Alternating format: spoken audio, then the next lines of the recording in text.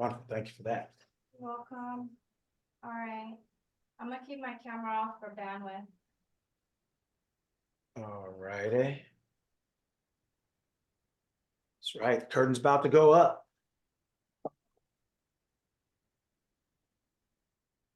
That's right. About to go up. About to go. All right. Well, it's 7. We're going up and going off. Before I get started, will those videos still work, or is that not a good thing? It's probably gonna take a bandwidth. So I shouldn't do that. I don't recommend it right Okay. now. Okay. All right. All right. So good morning, everyone. Good morning, everyone. How's everyone doing this morning? Welcome. We're back. Another Mindset Saturday, where we're here to remind ourselves and continuously learn how to think in order to live well. It's good to see you all. Good to see you all this morning. All right. Well, we're getting started just pretty much right off the bat, right? Right off the bat. If you want, I could try. Okay, if you can try it. So we're gonna try to see if we can, we're gonna try to see if we can play well, maybe one at a time, but maybe we'll play both just to get them out of the way. They're only shorts, but they're a good example of 2 things that I want to present, remind, and show you to see what some things look like. So bear with us for a second, and we're about to strike it up.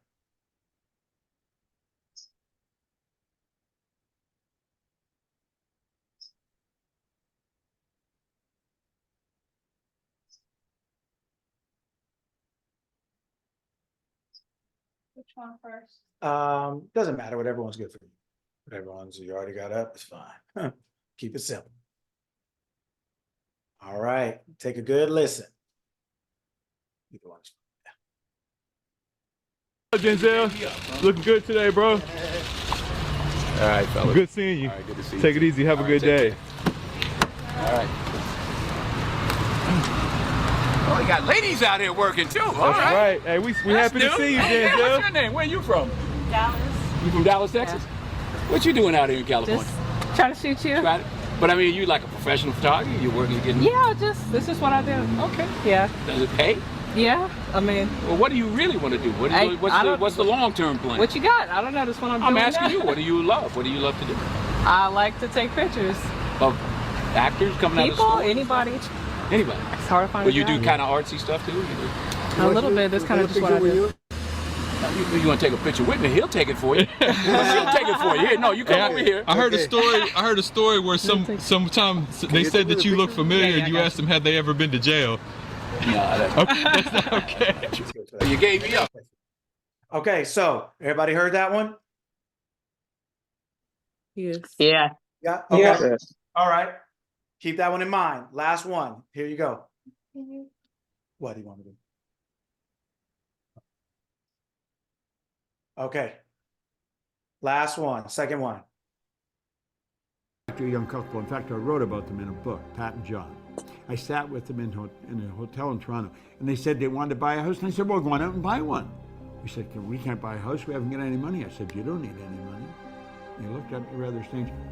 I said, what do you need the money for? You haven't made the decision to buy the house. You see, you don't need the money until after you make the decision.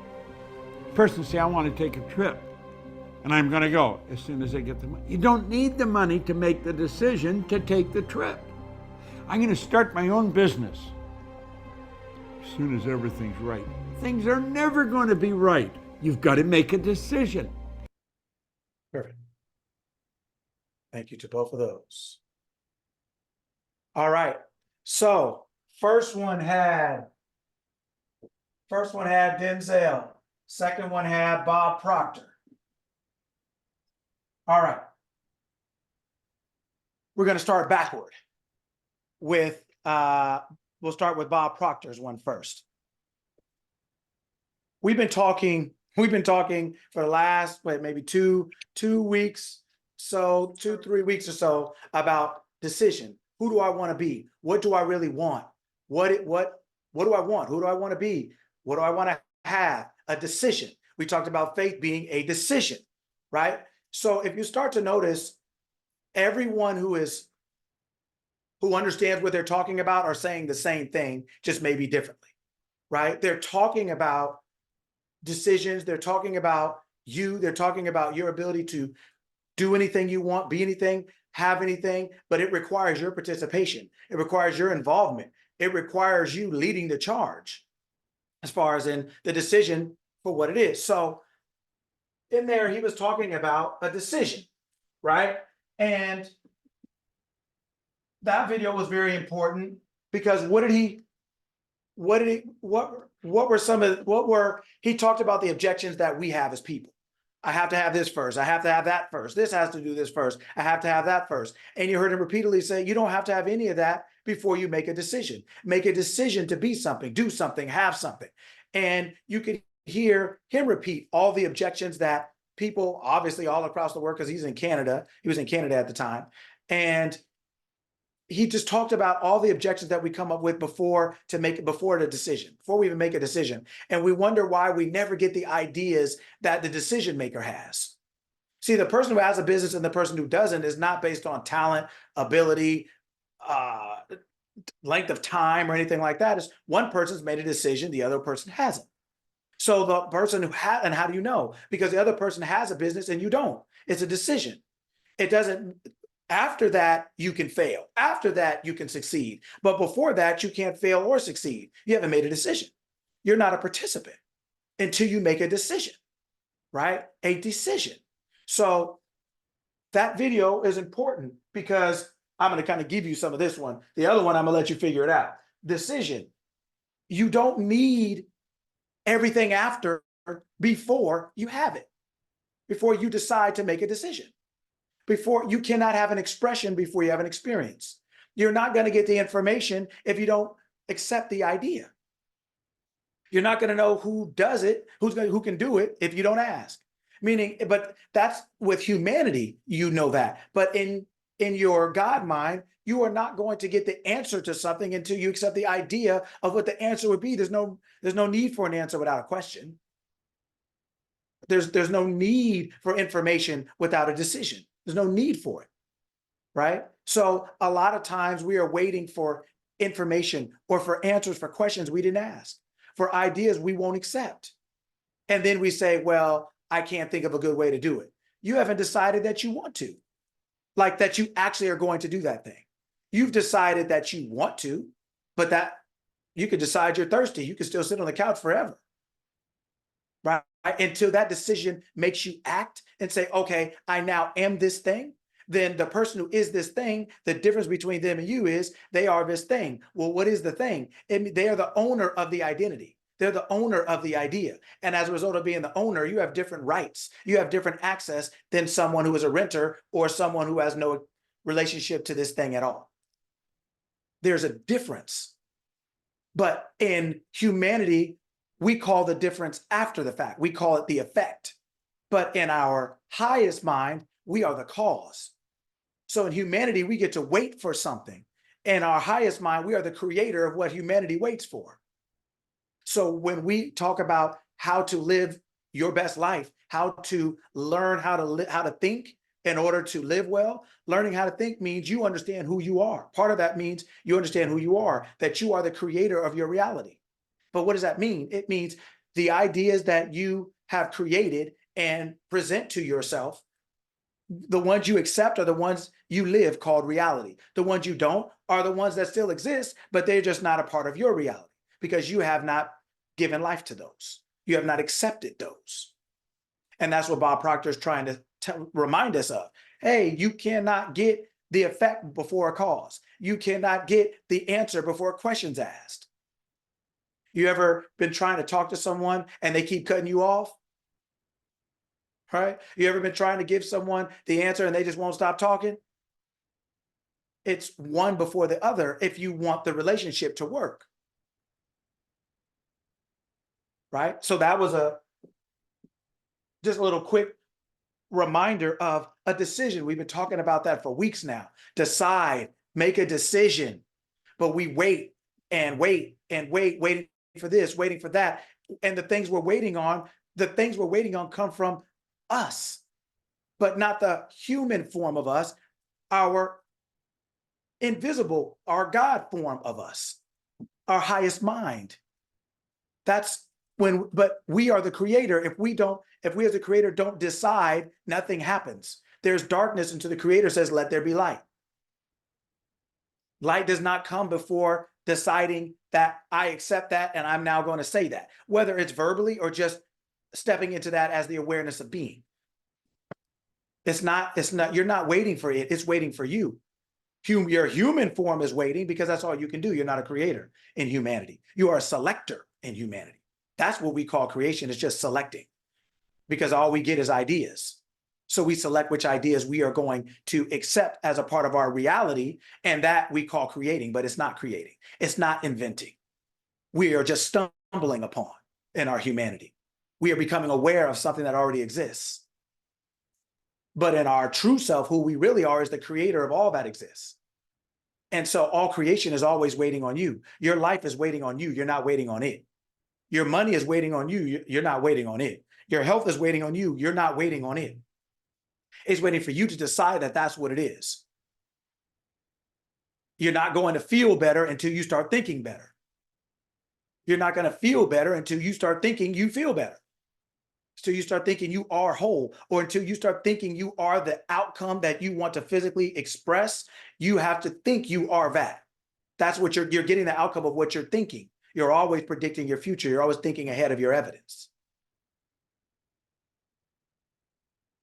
So that is a little synopsis of that video, right? All right, Denzel. What is that? What did that video represent? Let's see who can catch this one. What did that video represent? When he was talking to the lady, you couldn't see who it was. What did that video represent?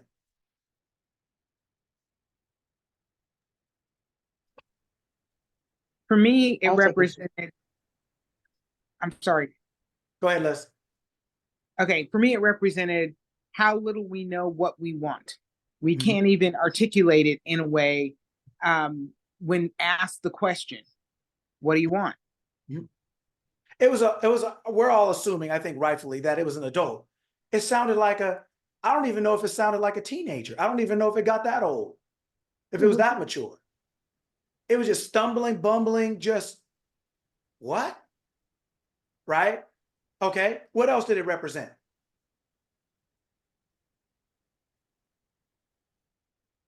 Your goals, like they're not as scary as you think. So if you approach a celebrity, right, you don't have to be afraid.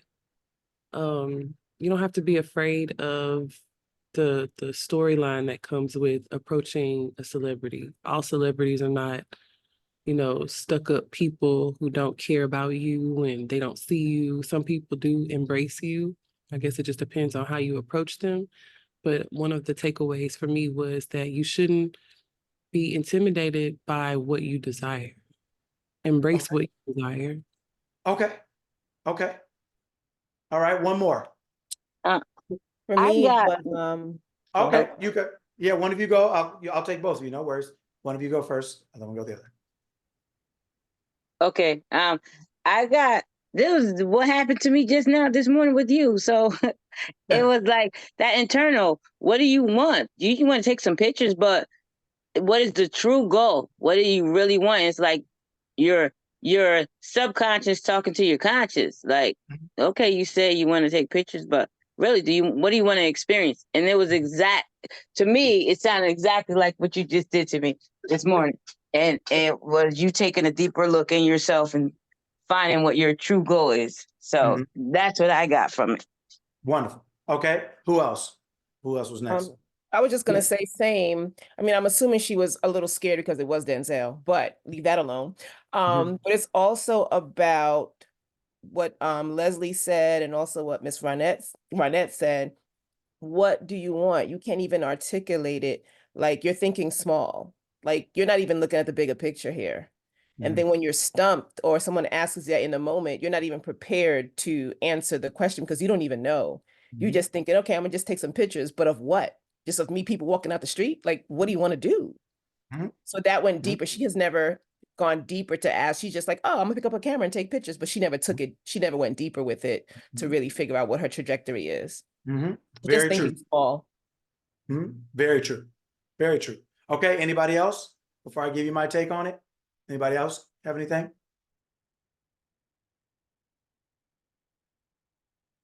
Okay. You know, to me, the first time I saw that, you know what I thought? This is a prime example of an XYZ statement. Mm. Prime example. What did I tell you when we talked about this? I said, you guys are, I'm saying people when I hear them talk about it. So when I say you guys, I mean the world. But you guys are making an XYZ statement a business thing. It's not. Remember we talked about that a couple weeks ago? I said it's a lifestyle. You are always exercising, you are living, and you are a living XYZ statement. But because it's only put in the context of business, if it's not formal, what he was talking about was business. What do you do for a living? Does it pay? What do you want to do? That's an XYZ statement. He's asking her, he's saying, who are you? Who do you say I am? When Jesus was around the disciples and they say, yeah, well, who do you say I am? Oh, some people say you're this. Some people say you're that. And then the other person, and then it was Simon Bar Jonah. Simon Bar means son. It's Hebrew for the word son. Simon, son of Jonah. But who do you say I am? He said, I say you are, the son of God or something like that. And he said, well said. Only the Holy Spirit, only the Spirit, the awareness, the spirit of your awareness can tell you who something really is or what something really is. Right? And so this was a living XYZ statement. It was a living right in front of your face. You are a living, walking, breathing XYZ statement. You have an idea of yourself, and that idea has an outcome called your reality. And every day you are in between both, back and forth, back and forth, back and forth, taking a journey from it to it, from it to it, from it to it. All of your physical experiences on a day-to-day basis are your ideas becoming flesh. And when he asked her, because it wasn't a boardroom, because he didn't have a suit on, because she just thought she was taking pictures, she didn't realize you are a living, walking, breathing XYZ statement all the time. You have an idea of yourself that you are living out into physical reality every day. Everything that you do on a daily basis is to get you from the idea you have to its physical expression. Every one of them. This is when I told you it is a lifestyle. It is not a business concept. It's a lifestyle because you are your first business. You are. So when all of you were talking about how she kind of was stuttering and stammering and I'm not sure and I'm just taking pictures, she couldn't answer one question he had. And he was going deeper than just what you tell. Oh, I'm a photographer. Really? What kind? What kind of cameras do you use? That's what happens when you have a career, not a calling. My mom talks about that all the time. That's what happens when you are what people tell you should be or what you think is a good idea, but that's not really who you are. That's not really you. You ask a kid playing a video game and it's their game. They can tell you everything about it. Why they like it, what they don't like, who made it, when it came out. They can tell you everything about it. You ask anyone who loves anything, they can tell you everything about it. Everything about it. Most of the things that we do, we don't really have any interest in. We just do them because we think it's a good idea. It sounds good, makes us look responsible, makes us sound mature. But somebody actually press you on it like he did. He took the time. He didn't have to talk to her. He took the time. And she didn't have anything to offer. But she represents most of us most of the time. We just make it look good, sound good, and we're around so many other people who do the same thing, and nobody actually ever calls you on it. Nobody actually ever presses you on it. You don't realize that you're not what you're saying. You're just saying something. It's not malicious, but it's still lying, meaning you are still just as physically disconnected from that awareness of being as somebody who's maliciously doing that. Intentionally doing it. We get all the same outcomes of malice with ignorance. They get you the same outcome. That's why there's that quote that says, never ascribe to malice that which can be, never ascribe to malice that which can be explained by incompetence. How does she sound to you? She represents all of us or any of us in that moment when somebody presses you on, who are you for real? Who are you really? They just started to break. Well, what do you want to do? I don't know. What you got? What does that mean? I mean, it's not at a barbecue. Like, what do you want to eat? What you got? No, what do you want to do for you? This is the one life you have in this physical sphere as we know it, let's just say. And your answer is, what do you got? Somebody you just met, you're saying, what do you got? What have you been thinking about this whole time you've been living into adulthood? You haven't had enough time to figure something out better than that? But victory loves preparation. You're unprepared, you can't win. And it's hard to be prepared for something you're not really interested in. I love to take pictures. Did it sound like it? Because she talk about pictures like a 10-year-old talks about that video game they love. Didn't sound like it to me. Right? So these are two good examples of how these are two good examples of how things happen in real time and in real life. Life is real. This is happening. And so this is happening right now. Right? That's why it's important. That's why we laugh and cry and joke and we get afraid and we do this and we do that. It's all happening. It's happening. And when it comes your time and your turn, are you ready? Are you ready? Everybody can pick up a camera and call themselves a photographer, but that's not who you are. That's why this is a living XYZ statement. It's a living, breathing one. And I also put that video up because I want you to know that what we're talking about is life itself. We're not saying you're not a photographer. We're not saying you're not a teacher. We're not saying that you're not a mother or a son or a father or a daughter. We're not saying that you don't have a business. We're saying that no matter what you're doing, those are second to who you are. And if you don't know who you are, that's how you sound. When life starts saying, who are you? You sound just like the photographer. Talking about what do you got? You don't even have your own idea of what you want. And then you're mad you don't have it. And you complain that you have what you do have, but you don't have another idea. You don't have a clear idea. You're not prepared for the idea, even if you had it. I mean, that's not who you are. You don't see yourself that way. You just hope someone else does. You just think it sounds good to say you're this, and you hope it works out. But it and you are not one flesh. You are not that. You're just doing that. It's Halloween. You know how many of us dress up in costumes? You are not that. You're just wearing that. You're not really Batman. You're not really Wonder Woman. You're not really Spider-Man.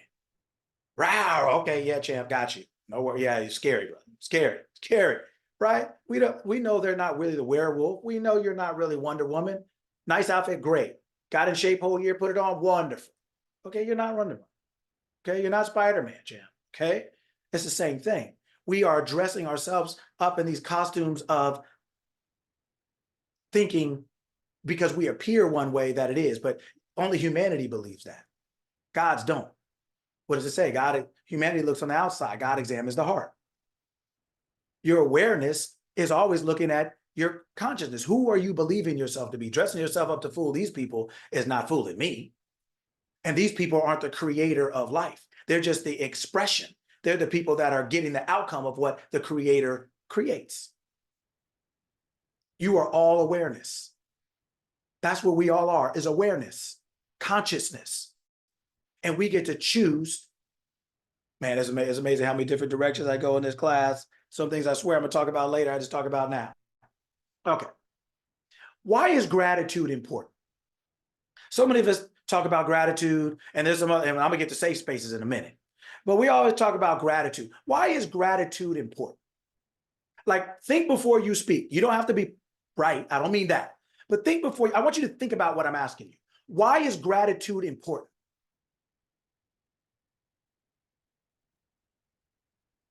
I know for me, it's a acknowledgement of my ability to control my selfishness. I am selfish, and I'm proud to be selfish. But when I express gratitude, specifically to other humans, I'm exercising my ability to show selflessness in their direction and acknowledge that you are just as important to me as I view myself. I view myself as very important. I can give you gratitude, like for you, Coach Lucky. I really appreciate these calls. I really appreciate the Mental Academy. I really appreciate Vero for introducing us to her boo. You know what I'm saying? Like, I really do. And with that, I can only hope from my previous examples with others that the example of selflessness and appreciation are sent out so that I'm welcomed in your space. That's my purpose for showing gratitude. It's a genuine thing with me. I have to show my genuine side because I can't stand how the world is so like controversy rules. I just can't rock with that. So Okay. Who else? For me, it creates like a value system around things. I feel like personally connected when I feel when it comes to gratitude. I think that I know that for me, it shows like what I value, and I can acknowledge it, and it makes me feel like, okay, if I'm showing gratitude towards this or showing gratitude towards that, I know that those are the things that are valuable to me, and it stands out, and it makes me realize continuously when I do things where my value lies, although it's within me, but the outward appreciation for the other things that's going on around me makes me think of the gratitude and know, okay, this is a value system, this environment is a value system, that thing is a value system. Okay. Anyone else? I would say gratitude is being thankful for what you have and opening the doors for what I want. Okay. right. You know, my mom taught us early on, when we were younger, that when you say thank you, it open room for more. She used to always say, thank you, make room for more. Okay. It's a So showing let's appreciation. Okay, so let's dovetail off of that. Why? Because it's a form of appreciation for something someone done for you or did for you that they really didn't have to. Okay. That's what I always think, you know, they don't have to do it, but because they did it, then, you know, you're showing your appreciation for it. Okay. Okay. I think it, I'm sorry. Yes, go. I was gonna say, it opened when she said that it opens up you to another level, a next level where you can receive, as she said, receive more. But at this level, you maybe don't have the capacity. So when you're grateful, you're at a different level, and you're open to more. Okay. If you want to cook something, let's say on the stove, and you turn on the stove and it's working, you're grateful, right? Let's just say you're grateful that you have this apparatus. But what goes when you're turning on a stove, what else goes along with gratitude? What comes before the gratitude? expectation, Based on what? me paying the bill, the gas Okay. bill. Based on, okay. Experienced it before. Okay. Kind of. So think about yesterday's class for some of you that were in the club. Yeah. Awareness. Awareness. Yeah. Oh, okay. So awareness of, awareness of what? What are you aware of? That the bill was paid, that it Okay. worked. And what else? It's going to work. It's gonna work. Okay. Yes, that is going to work. You know how to work this thing. Right. You knowing how to work that thing has nothing to do with gratitude. Mm-hmm. You can be as grateful. I'm as grateful as all get out. I still can't cook. I don't cook. Jack, nothing at all. Nada. Cereal, Pop-Tarts, Boiled eggs. You can boil yeah. eggs. instant oatmeal, and it better be instant. So I have a stove, but my gratitude does not help my cooking skills. I'm grateful for my cooking skills if I have them. I'm grateful for the stove when it turns on, but that is separate from my awareness of how to use this thing. What I'm telling you all is that the gratitude is right, but the gratitude is after. It's the second thing. It's not the primary thing. Gratitude is most important because you have to know who you are, just like you have to know how a stove works. You have to have knowledge. In this case, you have knowledge, you have to have knowledge of who you are. What does that mean? When you know that you are God, when you know that you are I am, when you know that that is the creator of all things, gratitude is awareness. So awareness is the creator. So that means whatever you attach your awareness to, you are creating more of. It's a knowledge of a law. It's not you can have an emotional effect from, I'm grateful that the stove turns on if I want to make some tea. I'm grateful, but my gratitude does not give me the knowledge of how to turn a stove on. It doesn't do that to a 2-year-old or a 3-year-old or it doesn't do that. This happens as a result, but you can't be grateful without awareness. There's no dead people saying I'm grateful, right? There's no people asleep saying I'm grateful. You have to be conscious first and then aware of something. And then your awareness is saying, okay, I'm conscious. Now I can be aware, which means my consciousness focused on something, fixated on something. And then, so that is what you call awareness. And then as a result of that, I can say, oh, I'm grateful for being able to do, but I wouldn't be grateful if I was unable to do. I would never be able to experience the gratitude of the benefit of a stove. What I'm saying to you is that the creator awareness, well, consciousness first, focused becomes awareness, right? That awareness creates everything. So when you realize like, okay, if I turn my consciousness, right? If I use this consciousness and I become aware of being grateful, then now what I'm doing is I am creating or expanding more things for me to be grateful about. I may get a call of good news. I may get a call for a job offer. My child may come home with a good grade. My significant other may buy me a nice pair of shoes or fix me a nice drink or a nice meal or whatever else it is. When you know what I'm saying to you is it is an understanding that because of who I know myself to be, I know that wherever I focus my attention, that increases because I am the creator of all things. And in order for me to create anything, it has to have my attention. When God said, let there be light, God was thinking about light. It came on. God wasn't multitasking, right? Wasn't trying to think about 15 things. It said, it's dark up in here. Give me some light. Boom, light came.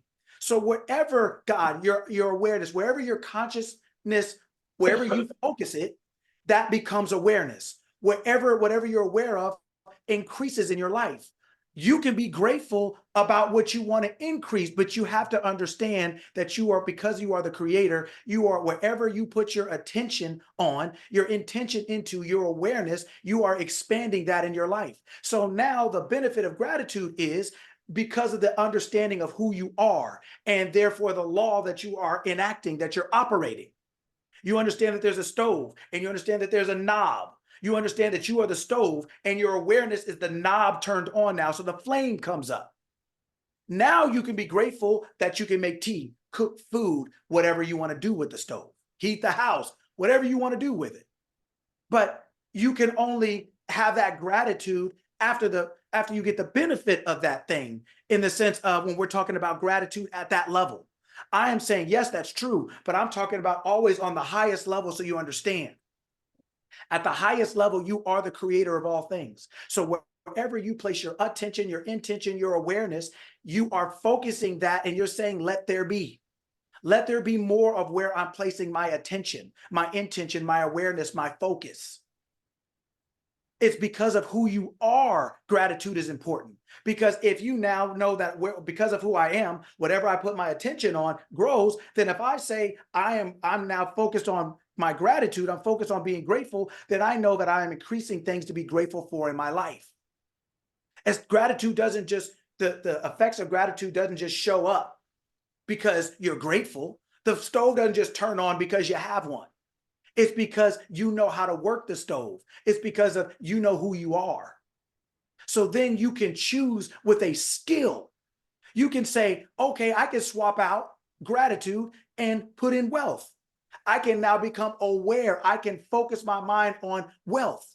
That's what affirmations do. That's what affirmations do. That's what journaling, that's what all those tools do. They're just there, that they're a tool to do what? They're a tool to get you to focus your awareness, your attention on something. Like when you're looking at something from far and somebody gives you binoculars. It's to bring that thing closer to you or you to it. It's to focus from the whole world into a narrow thing on what you want. It's to bring the distance. It's to shrink it and shrink it. Right? So the reason gratitude is important, you can swap gratitude out with anything. Gratitude, wealth, health, success, relationships, anything. Photography, being a good photographer. You can swap it out for anything. Why that's important is because wherever you focus your attention, because of who you are going to expand it. You're the only creator. You are the only creator. Even the devil people talk about, so to speak, which is not a real thing, but it was just made up. The Satan was put in that book later as the villain to what people call God, to I am. Satan is the doubter.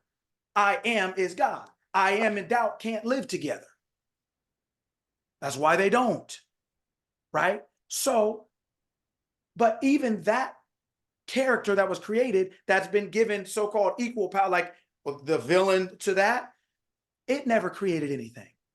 It didn't even create where it lives, so to speak. It didn't even get a choice. There is only one creator, only one, only one. And in this physical experience, it is your consciousness. And whatever you condition it to be, meaning the aware, what you now make your awareness. I am consciousness. That is awareness. You are aware of being that. Whatever you add to I am is your awareness. You're aware of being that. And whatever you're aware of, you make alive. You're the only creator. And you keep alive. You're the only creator. So if something is alive in your life, you created it. If it's still alive, it's because you're keeping it alive. There's no one else to create it, and there's no one else to keep it alive. There's only one creator. There's only one being that has life giving and sustaining and maintaining power. There's only one. And it's in this physical experience, it's your consciousness. So whatever you add to it by I am is just your consciousness. Whatever you add to that, I am this. That is what you are now creating, meaning it already exists, but you're selecting that for your physical experience. You are now coloring your awareness with sick or wealth or health or happiness or success or joy, peace, whatever it is. There's only one creator. Only one. There's not your friends. There's not your boss. It's not your spouse. It's not the economy. It's not the weather. It's not the rules. It's not the laws that man make. It's not any of those things that we have given ourselves over to worship. They're not. They will fail you every time. Not because they're failures in and of themselves, because there's only one person that is signed up. There's only one awareness that's signed up to be your salvation, to be your answer to any and everything. That is I am. I am. That's it. It is your consciousness. It is your awareness of being. Whatever you color that consciousness to be becomes your awareness of being. Right? So that is why gratitude is important, because you understand that wherever you turn your attention to, called in this case gratitude, you know gratitude is going to expand in your life. You're going to increase things to be grateful for. You put your money, you put your awareness on money. Man, I'm so grateful I have more than I could ever use or need. Man, I'm so grateful every time I use my money, it goes out and multiplies and comes back multiplied.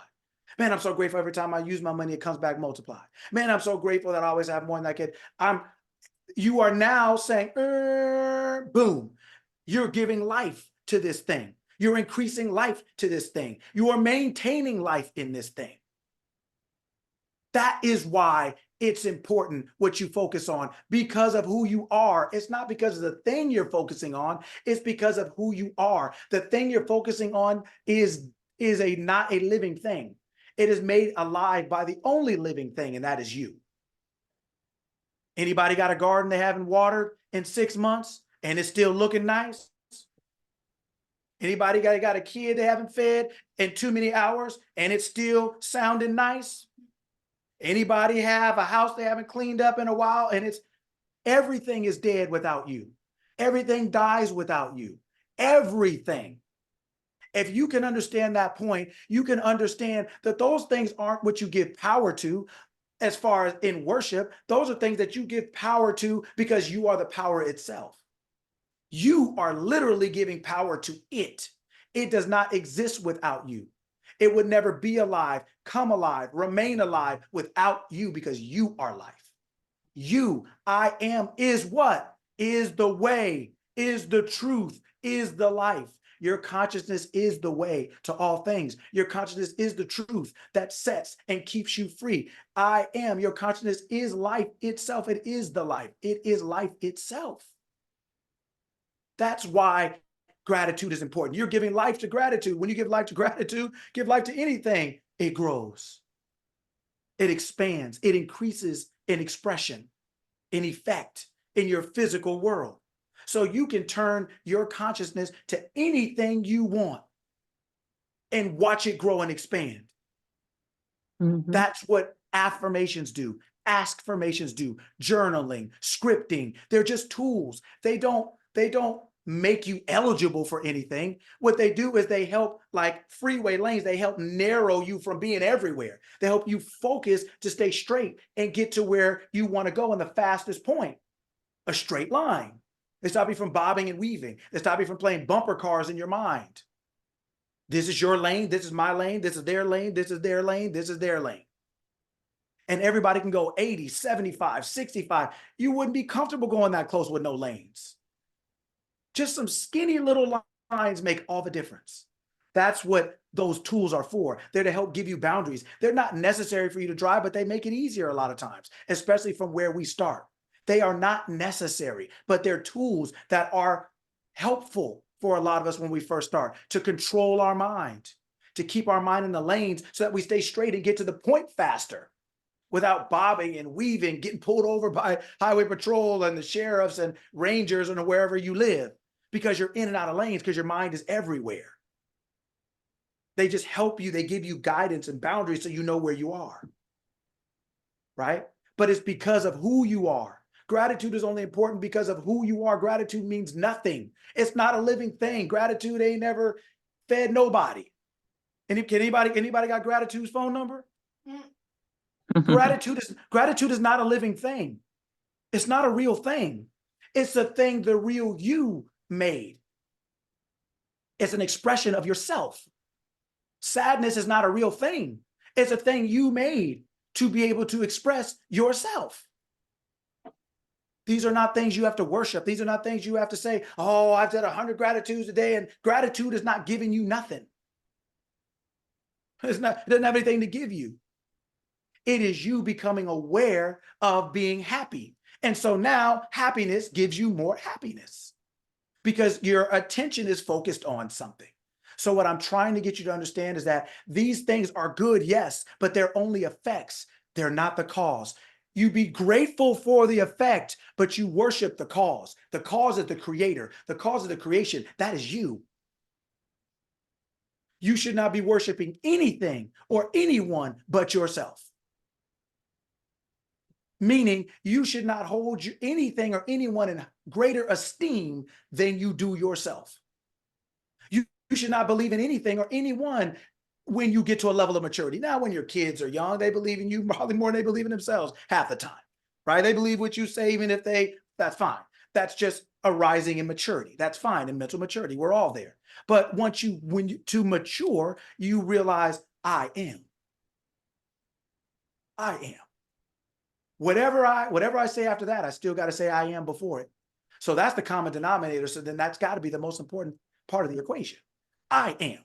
Not it is, not they are, not we are, not I am. I am. That is all that matters. Everything else is what you use to express I am. Those things are only alive because I am. Before Abraham was, I am. Before anything was, I am. Because I am made anything that is or was or ever will be. I am made it. That is you. That is your consciousness. Your consciousness is making everything in your life. And in this, what you call your life, you call reality. Your consciousness is making it all by doing what? By the conditioning you give it. What? Poor, sick, rich, whatever you attach to it. Whatever you attach to it, you're saying, focus on that. I am is focus. Focused on what? Nothing until you attach it to something. I am, boom, that.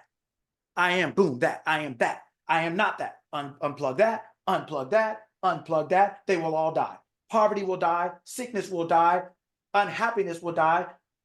All the things that you don't want will die if you will unplug your awareness of them, if you will stop fixating on them, focusing on them, ruminating on them, entertaining them.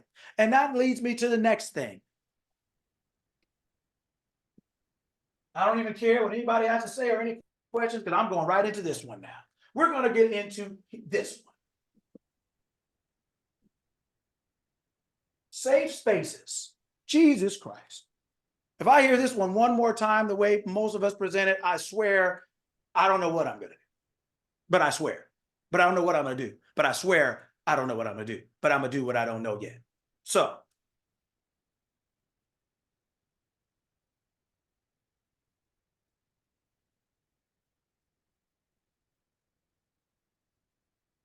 what most people call safe spaces are places and spaces that allow them to remain and justify themselves. There you go. Remain as they are, justify what they are, complain about what they are, why they're still there, whose fault it is, why they can't get over it, why they can't get past it, why they still have to remain, why it's not, why it's, they just can't, why nobody understands them. It allows them to remain who they are, what they are, and none of which they like, but they come on every week or they go to the group every week and it's a safe space and it's just nothing but a place. Of course it's safe. You don't have to change anything. Of course it's safe. You don't have to take responsibility for anything. Of course it's safe. You don't have to do anything. You just get to come here every week, kick back up and just kick back and chill and just say the same thing every week.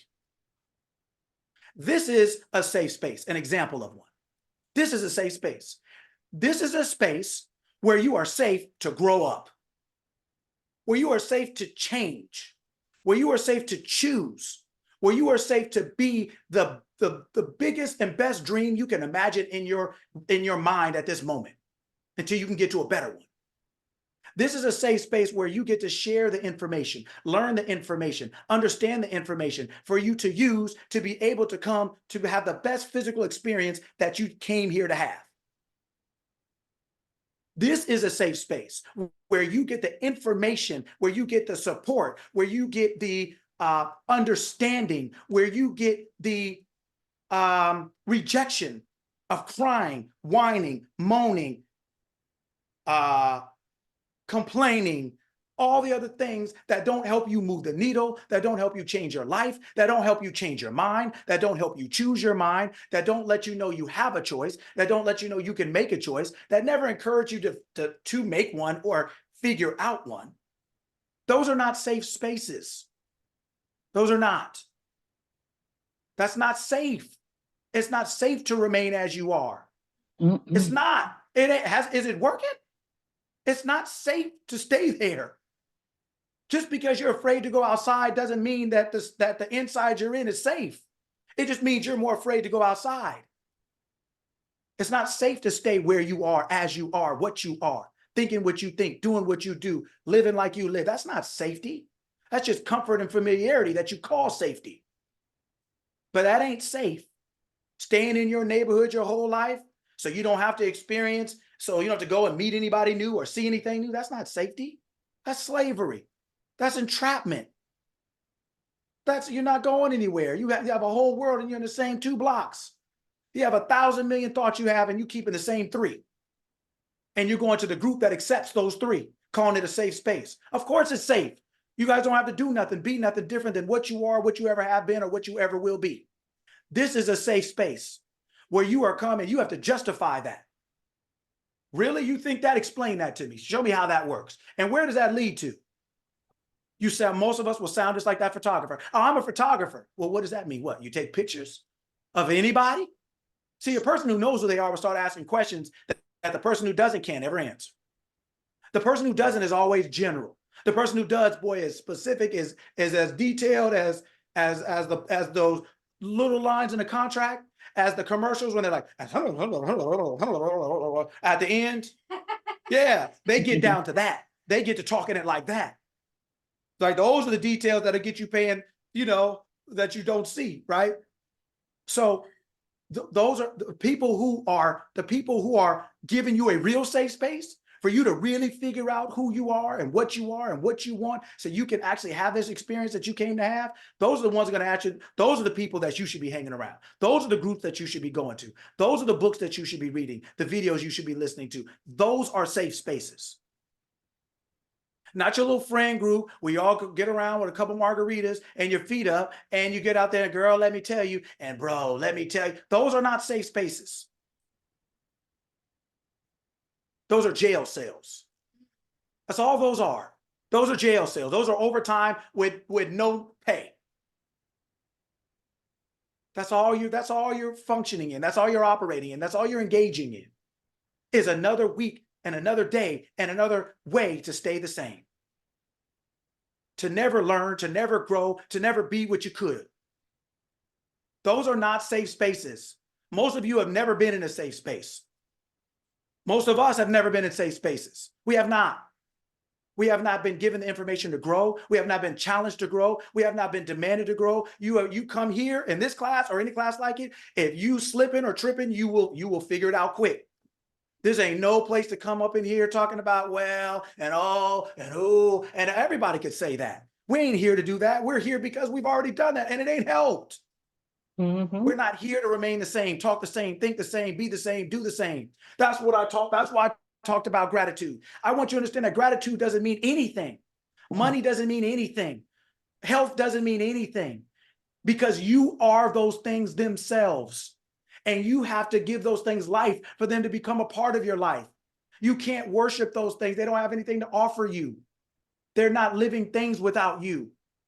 You are health. You are wealth. You are prosperity. You are abundance. You are success. I am is the only one that will ever create it, maintain it, sustain it, period. There is no other.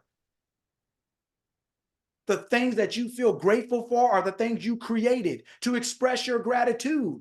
But you can't express your gratitude without being focused on it. But it doesn't matter if you're focused on it and you're not actually the creator itself. There is no other creator. There's no other creator. It's just you using everything that you made to express what you are aware of being. So when you become aware of being grateful, you will find more things, because now you've turned grateful on, like turning a light bulb on, like plugging your phone in. You're now giving this thing that you created life. Giving this thing that you bought life. Doesn't matter if you put a lamp up in the corner with a light bulb in it and you never flip the switch. What you gonna do? Well, I'm grateful for light. How? It's dark. Flip the switch and you ain't got to be grateful. You are the creator of light. You're not waiting on light. Light is waiting on you. You're not waiting on money. Money is waiting on you. Right? It's waiting on you. Success is waiting on you. Photography is waiting on you. But guess what? Just like you saw Denzel, yeah, life asks you what you do. Well, what you got? What does that mean? What you do, and your answer is what you got. What are we talking about? Is this some kind of buffet? Is this some kind of barbecue where you just taking whatever you're offered? What does that mean? I thought you were an adult. I thought you were grown. I thought you were mature. How can you give an answer like that? It's because you think gratitude, being a photographer, being a this is something. That's nothing. You are the only thing that can ever make those things anything. And those things are what you are. They are what you put into them. They are the wattage of your own light. That is how bright that lamp is going to shine. That is how great your business is going to be. It's a reflection of you, of your greatness. So if you want your business to expand, guess what, champ? You got to expand. Guess what, genius? You got to expand. Guess what, adult? You got to expand. Guess what, grown woman? You got to expand. Guess what, grown man? You got to expand. You have to grow up. You have to grow up. You have to mature and realize that nothing is happening besides you happening. Nothing is happening besides you happening. You are happening. And you're using everything to reflect it. The movie is happening. You use the projector to reflect it.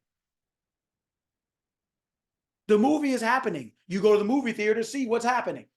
You are the happening. You are the thing that makes everything. Nothing exists without you.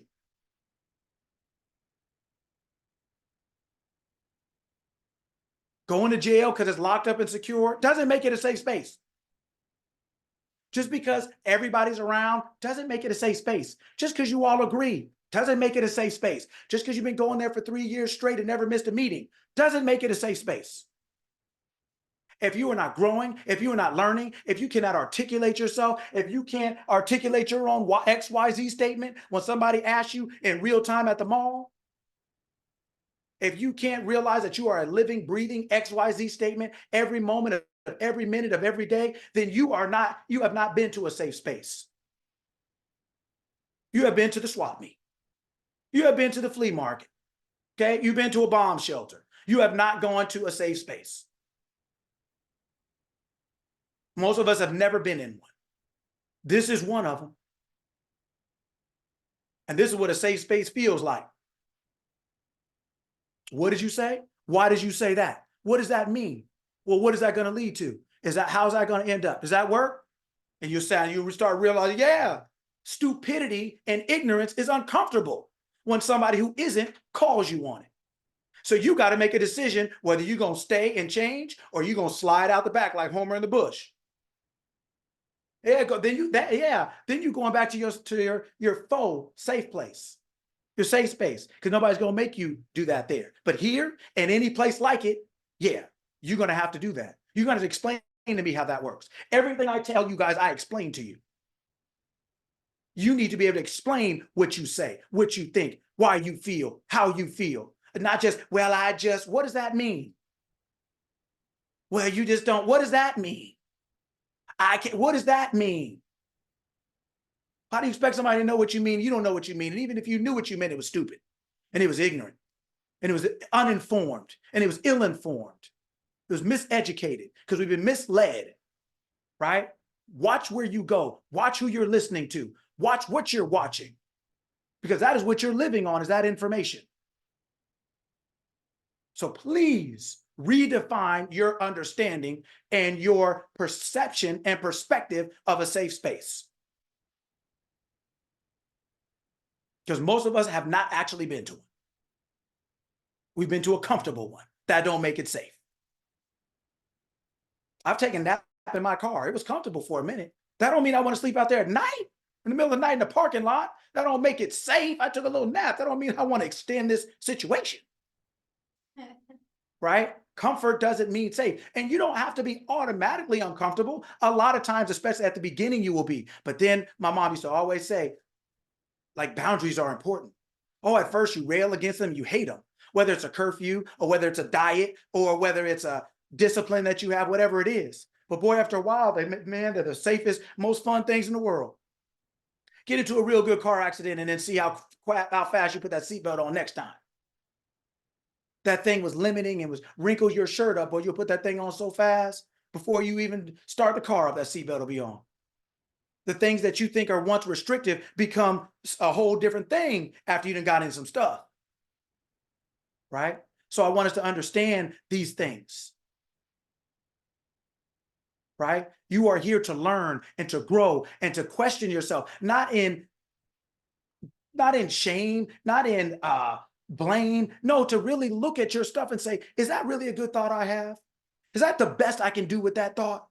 Is this thought going to lead me to the physical expression I want? If I buy this food, do I want to eat that? Same, if I think this thought, do I want to live that? That's why we're here. And when we're first learning, a lot of times it is uncomfortable because it's like a U-turn in the Fast and Furious at 90 miles an hour. You get whiplash and a headache and a backache. You didn't flip your whole world around. But now you're going back the right way. Right? Like the prodigal son. You walk off with a bright idea, thinking you're going to separate yourself from your father and YOLO, I'm about to blow it all, money ain't a thing, like you Jay-Z and Jermaine Dupri, and then now you get out there and now you end up sleeping in the pig pen. Until one day you say, enough. That's it. I'm going back home. I'm going back to my right mind. And guess who's waiting there? Your father, I am. Consciousness is waiting for you. With your robe, your ring, your staff, and they slayed the fatted calf, waiting for you. My son is home. No good thing is withheld from those who walk uprightly. No good thing is withheld from you when you're thinking properly. No good thing. Why do you think it said good? Because there are other things. No good thing is withheld from you. Nothing is withheld from you when you're thinking properly. You just can't get it. Thinking that way. Coming out of your safe space. They ask you what you do for a living. I'm a photographer. Oh, you take pictures? Yeah, of what? Oh, just people just couldn't even answer the question. If you cannot articulate your position of why you think something, believe something, or doing something, you need to look at it before you continue. Because most likely, if you think like a fool and sound like a fool, you act like a fool. And the outcome of that is not going to be wisdom. If you sound ignorant, talk ignorant, think ignorant, the outcome of that is not going to be knowledge. Most of us sound like that lady or that woman when Denzel is asking her what you do, what you got. And how ignorant is that? And that's what you do for a living. Good Lord, I hate to hear what you think about your hobbies. Jesus Christ. All right. Anybody have anything to say about that before I move on? Because it's only getting hotter. So if you want to stretch, hydrate, put some ice on your head, on your ears, if you want to go off and get you some NyQuil, whatever you need to do, because I'm hot now, I'm warm. I done broke my second sweat and my second wind, and I'm on and cracking and popping. It's on in here today. Anybody have anything they want to say before I keep it moving? Well, maybe like a comment. Yes. That just came to mind as I was Yes. Yeah. So like, would you say like it's important to spend time articulating, at least not to anybody else, but to yourself, your like vision and why this is important to you, and like crystallizing it to yourself? Because what I hear is like, when I hear you speaking, I'm like, oh my God, maybe what I'm thinking of what I want, is that even what I want now? And you know what I mean? Like just explaining it to myself over and over again so that if somebody asks me, I'll be prepared and yada, yada, yada. Dude, I was just talking to my mom about this yesterday. And I was telling her, I said, Mom, you know, on this journey, one of the things that I realized and I found out and I'm figuring out is the joy of being able to not only choose, but to change my mind. I don't have to be what I was. I don't have to be what I thought I wanted to be. I don't have to remain what I thought I wanted to be or what was once good, but now I realize I want something different or more, or I no longer want to be that thing. You can not only choose your mind, you can change your mind. You can literally say, I no longer want to be that, or now I do want to be that, or that I now want to be this, or I want to add this to it, or I want to take it away. This is your life. This is your plate of food. You get to pick. There's never a moment of time you don't get to pick what's on it. Just because you put eggs on the plate when you first saw them and they were hot, but then you saw some other things and you just realized you ate those other things first, and you look at the eggs and you're like, I'm full, or I don't really want those. They don't really go. Then what value is there in eating them? Like, are you a better person because you ate them? Are you get to change your mind. Part of this process is, especially as you grow, you get to change your mind. As your mind increases, as you renew your mind, you transform your life. Your life changes because your thoughts change, whether they're new, whether they're additional, whether you subtract some, whether you increase some, whether you decrease the intensity of them. Your life is going to shift because your thoughts are shifting.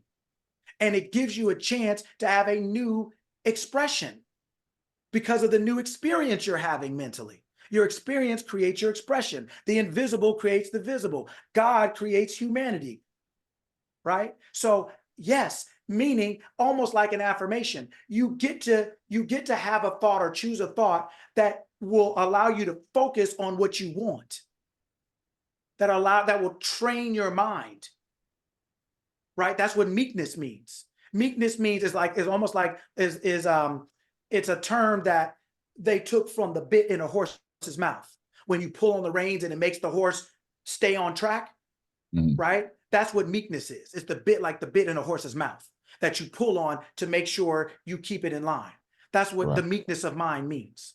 So when you choose a thought, right, that will control your mind, that will put boundaries on your mind and say, no, I only want to focus on this. I only want to be this, or I want to be this and this. I don't want to be all these other things. Maybe later, not anymore, maybe in the future, but I want to be these things right now.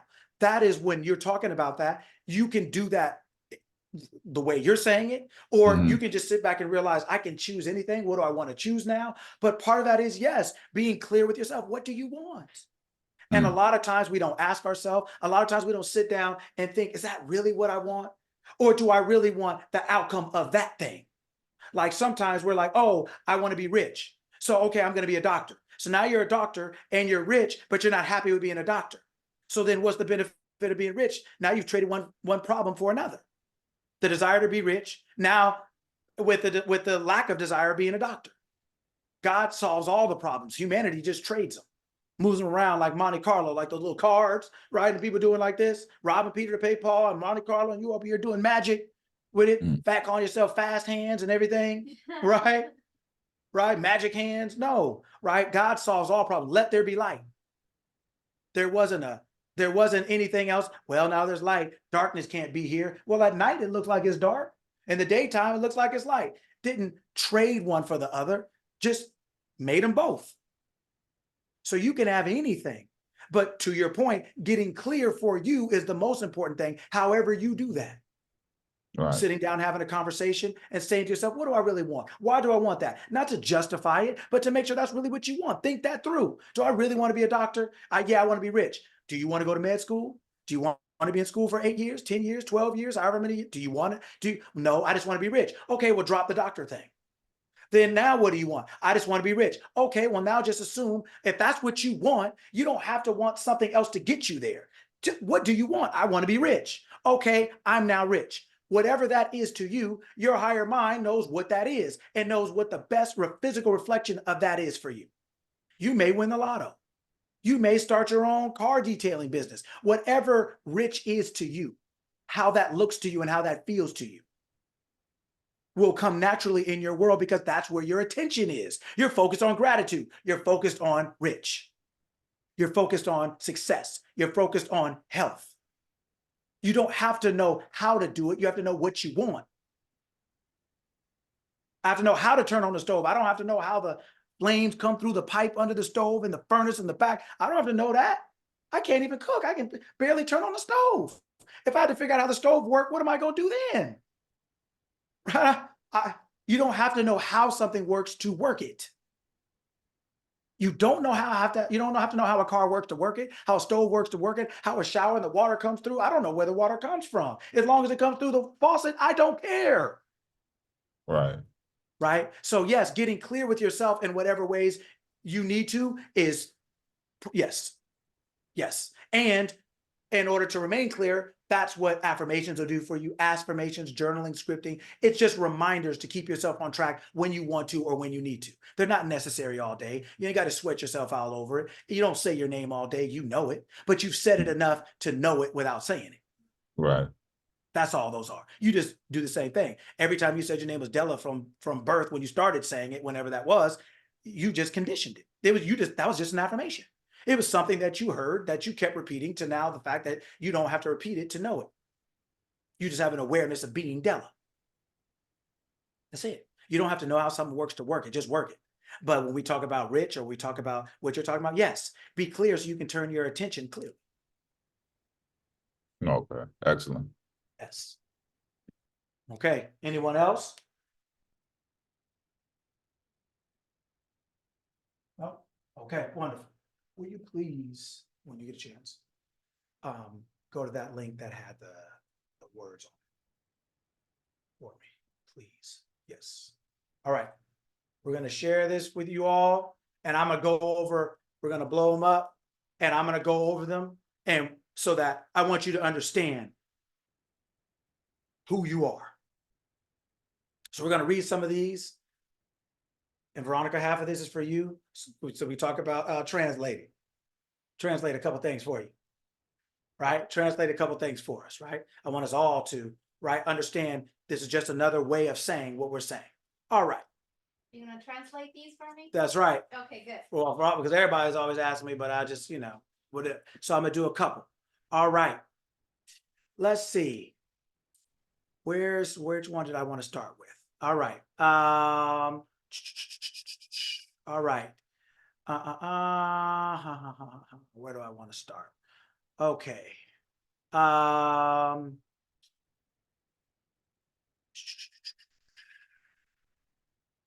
right.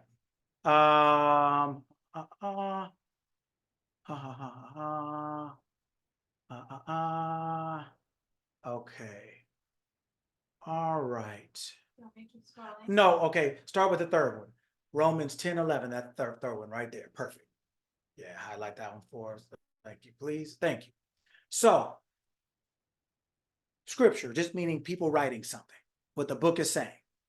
Everyone who believes in him will not be put to shame. Everyone who believes in him will not be put to shame. What does that mean?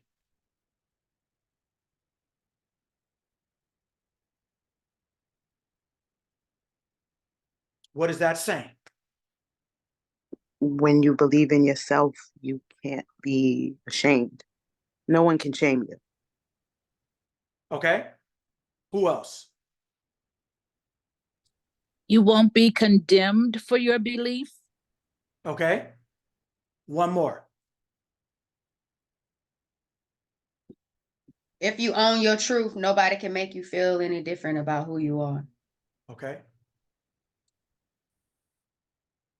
Now, do you see how all of you included something else outside of you? No one outside. What does it say? Everyone who believes in him will not be put to shame. Was there any mention of anything outside of that, whoever that person is in this line? No. So first of all, let's break the words down. Everyone, that means all of us. Everyone, anyone, all of us who believes in him. Who is him? Yeah. I am. In God, I am. Whoever believes in I am will not be put to shame. Well, what would your shame be? What would your shame be? Your belief in I am. And what about it? You won't be shamed. I won't be shamed. Yeah, but okay, somebody else. What you believe about yourself? Say it again. What you believe about yourself? Okay. I said doubt. Okay. Everyone who believes in I am will not be put to shame. You will not, pretty much, you will not be put to shame for believing in I am. Whatever you believe about yourself, you will not be embarrassed because of your belief. You will not clown yourself because you believed in this thing. You will have wasted your time. You will not be put to shame. You will not be embarrassed of the fact that you believed in yourself, that you believed in I am, that you believed in your consciousness, that whatever you say you are, you will become. You will not be put to shame for that. Meaning you will not, it's not other people putting you to shame. You will not be ashamed. You will not feel duped. You will not feel like you were conned. You believed in something and it didn't work. And it didn't come out to be true. It has nothing to do with anyone else. This is about you. When you believe in I am, when you construct an I am, like Della was saying, let me get clear about who I want I am to be. Who is that? Whenever I construct I am as I desire it to be, if I believe in I am, if I believe in the I am that I have created, I will not be put to shame. Whatever belief that I have will not go unaccomplished. The belief in yourself will not go unaccomplished. Guess what? Whatever belief you have. See, this isn't just about good. This is about the bad too, for lack of a better word. This is about everything. It's a law. Whatever you believe about yourself, you will not be put to shame. You will not be wrong. The law is always proving you right. Whatever you believe in you, whatever you believe in you, you will not be ashamed. Yes. Why do they use shame? It's- What can that, I know you said embarrassed Mhm. or unaccomplished, Mm. but like, I want to make sense out of it. So shame to me, like that just sounds judgy. So how can I switch that to something else? Unaccomplished was a good one. Is that the best way to look Yeah, at it? you know how okay, like shame, upset. You know how your friend said they're gonna come by and pick you up and go to the mall, and they just never show up and don't call? And then you see them next day at school and they're just like, hey, what's up? You feel ashamed, meaning you feel duped. Like I put my trust in you and I almost feel stupid, almost feel silly, like you clown me. Like I put my trust in you and I was let down. Right? Let down, that's a good one. Huh? Yes. I was let down. I put my trust in you. I believed in you. That's why I said everyone who believes in him.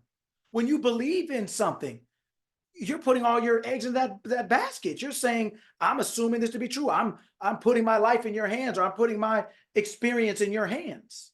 I'm sitting here at the house waiting for you to pick me up. My opportunity to go to the mall is riding on you because I'm believing in you to do something with me or for me. And I feel shame. I feel like, wow, I was let down. I was embarrassed of just the feelings I feel toward the feelings I feel for me about you now. I feel like, yeah, really? Like that. So everyone who believes in themselves will not be let down. Will not be let down. That's way better. Yeah, that's why we're doing it. I want you to see what these people are telling you. When we talk about make a decision, when we talk about know who you are, they're telling you if you make a decision, you know who you are, right? You will not be put to shame. But that's whether you make a good one or a bad one. It's always going to be true because you are the creator. So we're not here to do something. We're not here to do something we're not doing. We're here to do it to our best benefit now. We're here to realize that the law is always working, that I'm always putting my belief in me. Because I am sick is me believing to be something. I'm not put to shame. Don't I look like it? Sound like it? Feel like it? It shows up. Right? Okay. Let's see. Another one. Let's see. Yes, because I just want to give you a little. Okay. All right. The Isaiah 49:23. That, yes. No worries. Thank you. All right. Now, look at the people they're putting in these sentences. Look at what they're saying to you. Kings shall be your foster fathers, and their queens your nursing mothers. With their faces to the ground, they shall bow down to you and lick the dust off of your feet. Then you will know that I am the Lord. The law, I am is the Lord. Those who wait for me shall not be put to shame. It is saying, I am is telling you, your awareness of being is telling you that if you wait for it, you will not be put to shame. You will know, you will find out for certain if you try it. You will find out for certain that if you wait for me, if you say I am and you remain in that state of whatever you chose I am to be, you will not be put to shame. You will not be let down.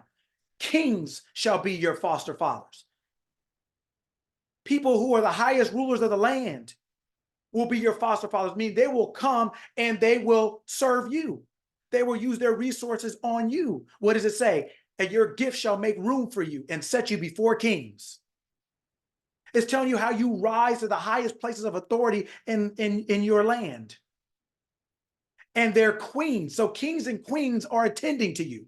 The one is a foster father taking care of you. The other one, the mother, is nursing you.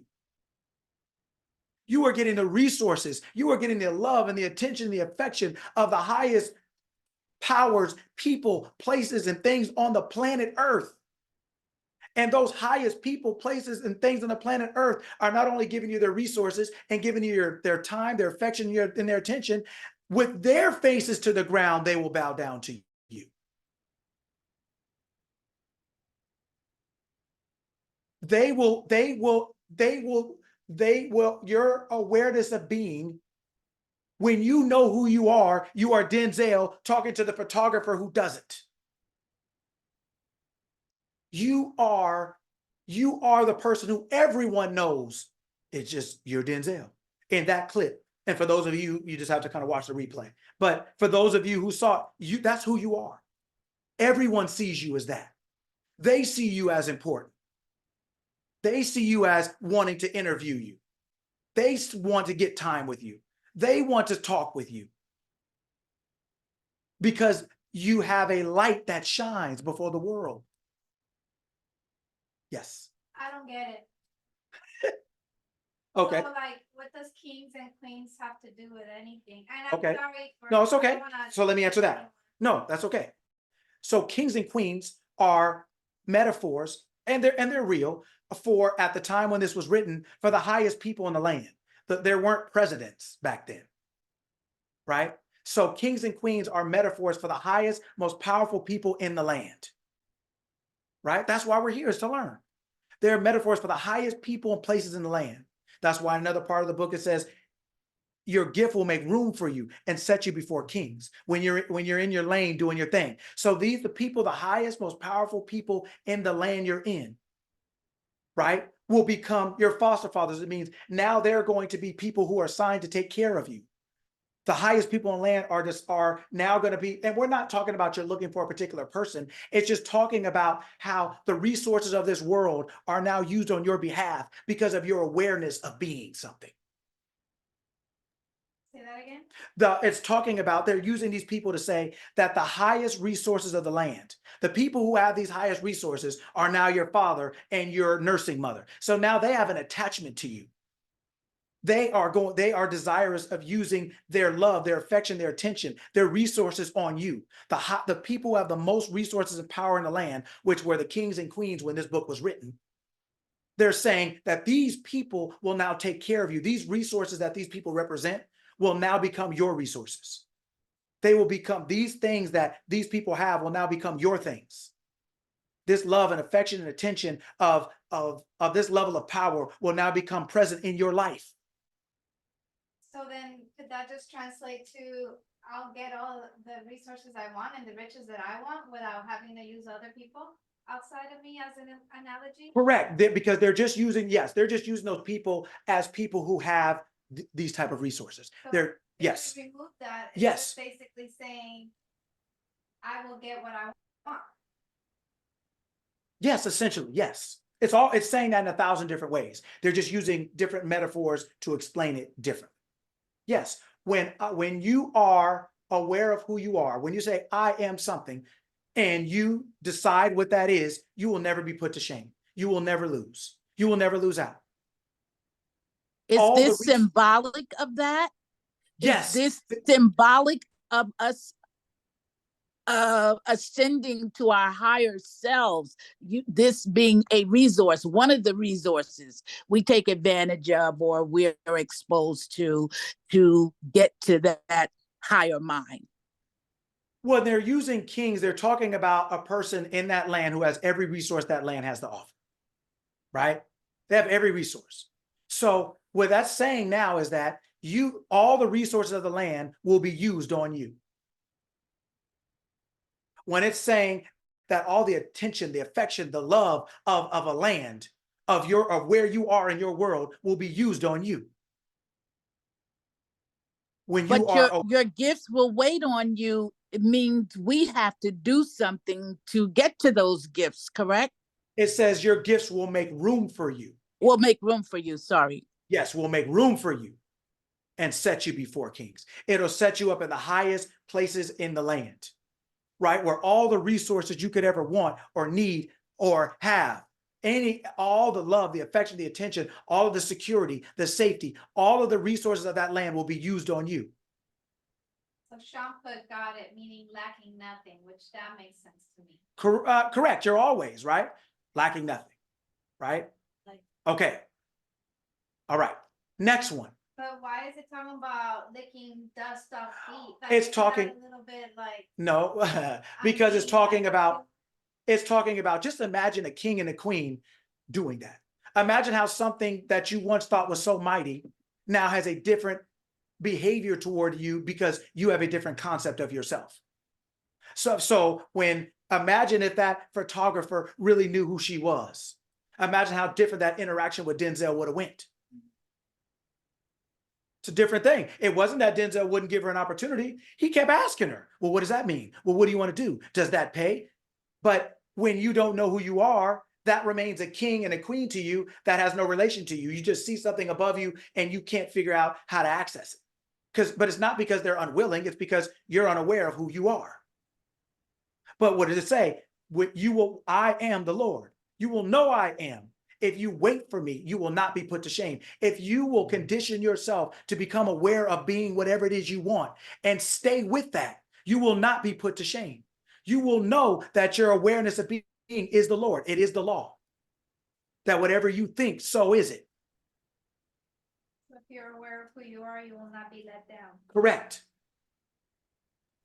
So the licking the dust that caught me. Yes. So I am of high regard, Mhm. and kings and queens shall bow to me. So that just refers to I am that I am, licking of the dust, because that was literal in my head. Yes. But it's just go ahead. It's not literal. It is a literal image. It's just like, can you imagine somebody who you once thought that high of thinking that highly of you now? Because you know who you are, because you're aware of who you are. It's not talking about an actual person. It's not talking about actual people. It's just talking about what these people represent. King represents the highest power in the land. A king and a queen represent the highest power in the land. The highest powers of your land, all the resources of your world will come to you and will show you that you are the mighty. That's what I mean, like gratitude. Gratitude is nothing without you. Gratitude is something you created to express yourself. It is not you against someone else. These are not real people. These are embodiments of power. Kings and queens are embodiments of power. These are the people who have the power in the land. They're not talking about real people. They're not talking about you're going to walk down in Kroger or walk down in all these different grocery stores and Safeway and somebody's going to hit the ground like you, Eddie Murphy, and come into America, right? They're not talking about that literally. They're just talking about how something that you once thought was greater than you now sees you as great. It's just talking about how your world changes as your concept of yourself changes as a result of that. Right? That's what it's talking about. Okay, the next one is actually the next one. Yes. Yes. When I am afraid, I put my trust in you. What does that mean? What does that say? I am. No, you're not getting, no, absolutely not. I remember who I am. We're not, I am is not, no, we're not. Yes. Okay. So when Like I I am said, I afraid, remember I'm fearless. okay, when I am afraid, who is it talking about? The human. The human. Your humanity. When your humanity is afraid, I will put my trust in you. Who is in you? I am. I am. So when Sparkle Bailey is afraid, Sparkle Bailey now goes back in and says, I am going to put my trust in I'm going to put trust in my awareness or in my consciousness. But so then what am I conditioning my consciousness to be? Right? What am I remembering myself to be? The creator, or safe, or secure, or whole, or complete. When I am out in this world, when a young person is out in the world and they're saying, my dad can beat up your dad, right? Or when you're in the amusement park and there's all these people around you, a kid thinks it's all sweet until they don't see you for a second, and then what happens? right? Eyes get big and they look around like, ah, until they see you, right? Yeah, because they are until some stuff jumps off, right? And then they're looking around for in you. We are out in the world, as all of us in our physical names. But when we become afraid, when we become discombobulated, when we become lost, when we feel disconnected, it's time then to turn back around and remember to grab our parent, to grab their hand. It's like, oh no, I'm gonna put my trust in you. I know you'll take care of me. Your consciousness will always take care of you. It will always, you can always come back to it and say, I am what? I am peace. I am joy. I am safety. I am strength. I'm gonna put my trust in you for my safety. I'm gonna hold your hand. I'm coming back to you, right? Because I've been out in the world playing. That's what we're here for, having experiences. But something made me afraid. Something threw me off, right? And so now I'm going to return to I am. I'm going to remember. I'm going to return back to in you. You put your trust in you, not this physical form. The trust that you put in you is because you are in here. Yes. So does this really, really mean when you doubt yourself, remember who you are? Meaning, so like, for example, I get this huge bill and I'm like, instead of going, oh snap, how am I gonna pay for this? I just remind myself I'm wealthy and it's paid for. Yes. When you are out at the amusement park and you're having a good time and then you fall down and slip, the first people you're going to look for is your parent. Why did they use afraid? It's like, Because isn't that what that kid is? Isn't that how we feel? Isn't it? Isn't that how you, I'll use your example, let's say. Isn't that how you feel when you get that bill? yeah. What do you feel? What do you feel, something different? No, you do not, right? If we're using that example, we feel afraid. We feel like, oh, shoot. Oh, man. Then what do? We look at the bill. Then we look at our account. Then we look at the due date. Then we look at our account. Then we look at the bill. Then we start figuring out if we can do half on it or if we can do payment, right? We're afraid.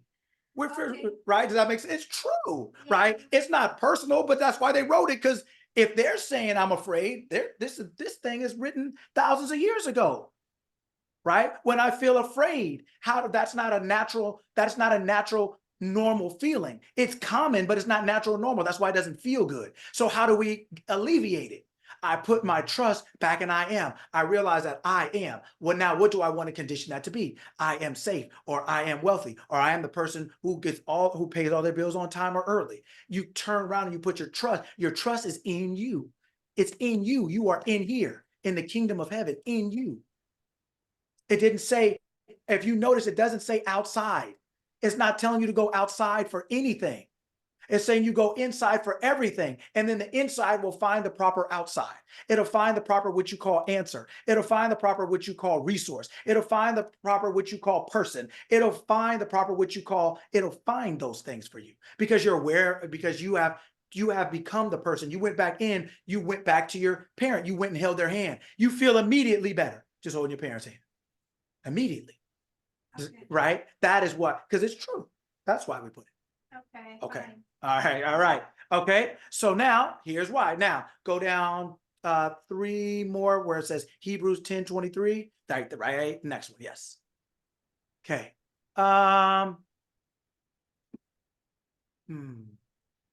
Okay. Actually, let's go up one more. That one. I'm going to do that one for a reason.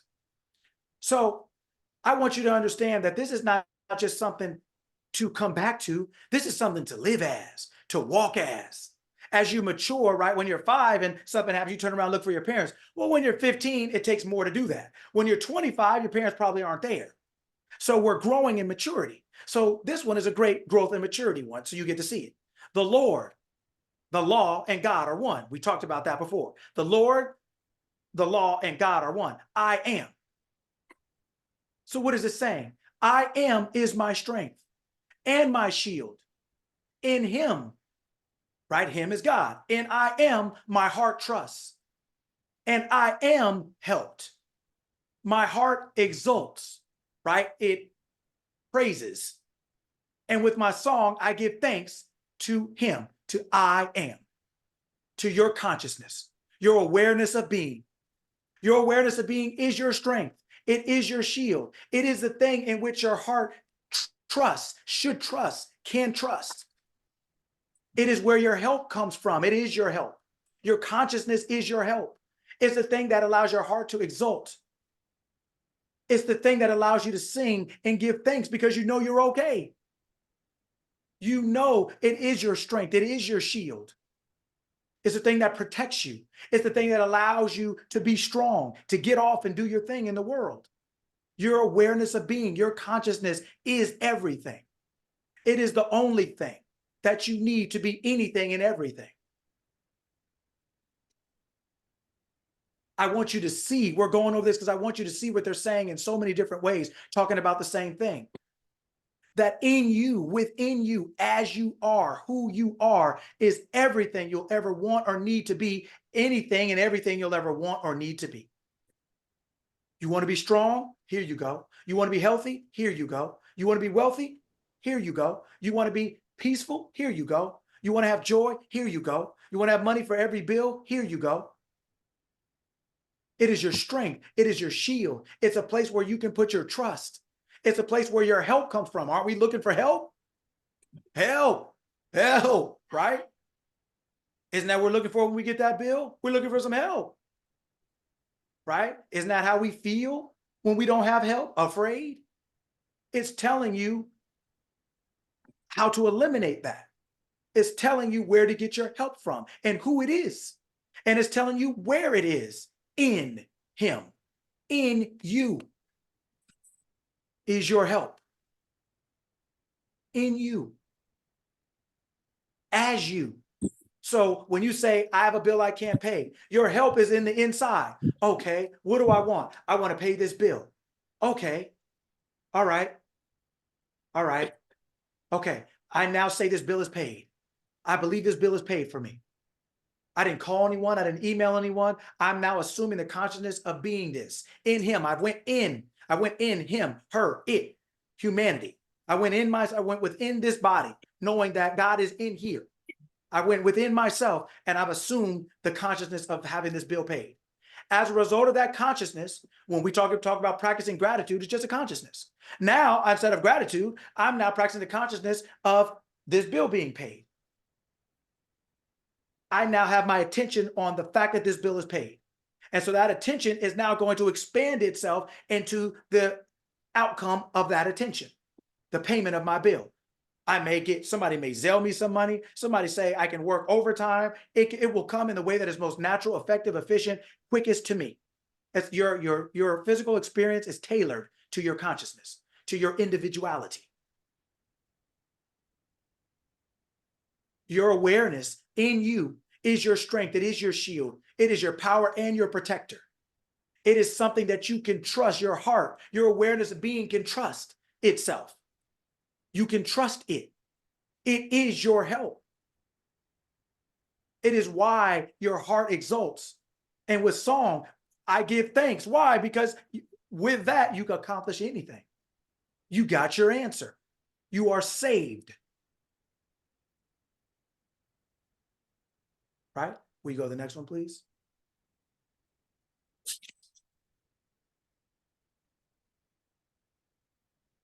Okay, what does this say? Let us hold fast the confession of our hope without wavering, for he who promised is faithful. Okay, what does that mean?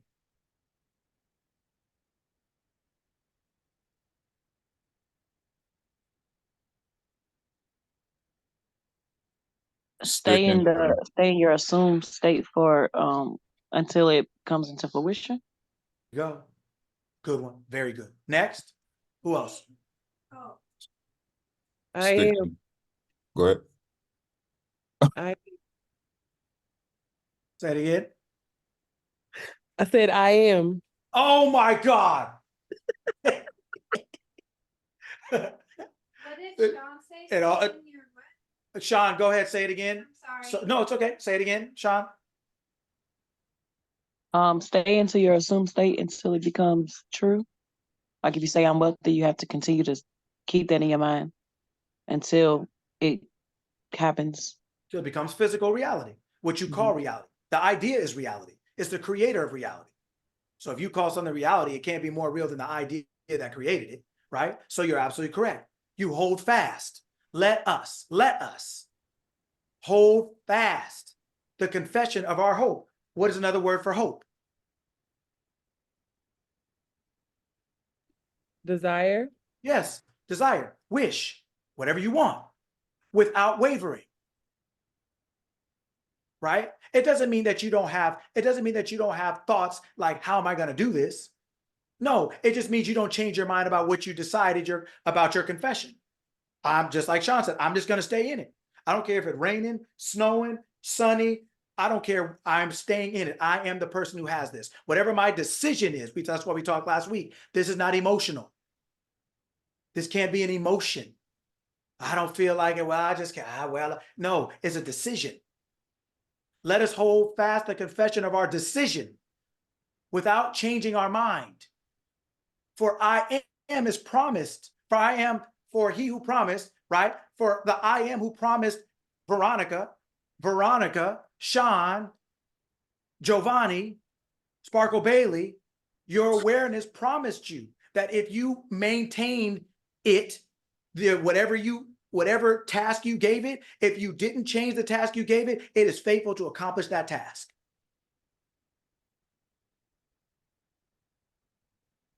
Your awareness of being has promised all of our physical names. It has promised you that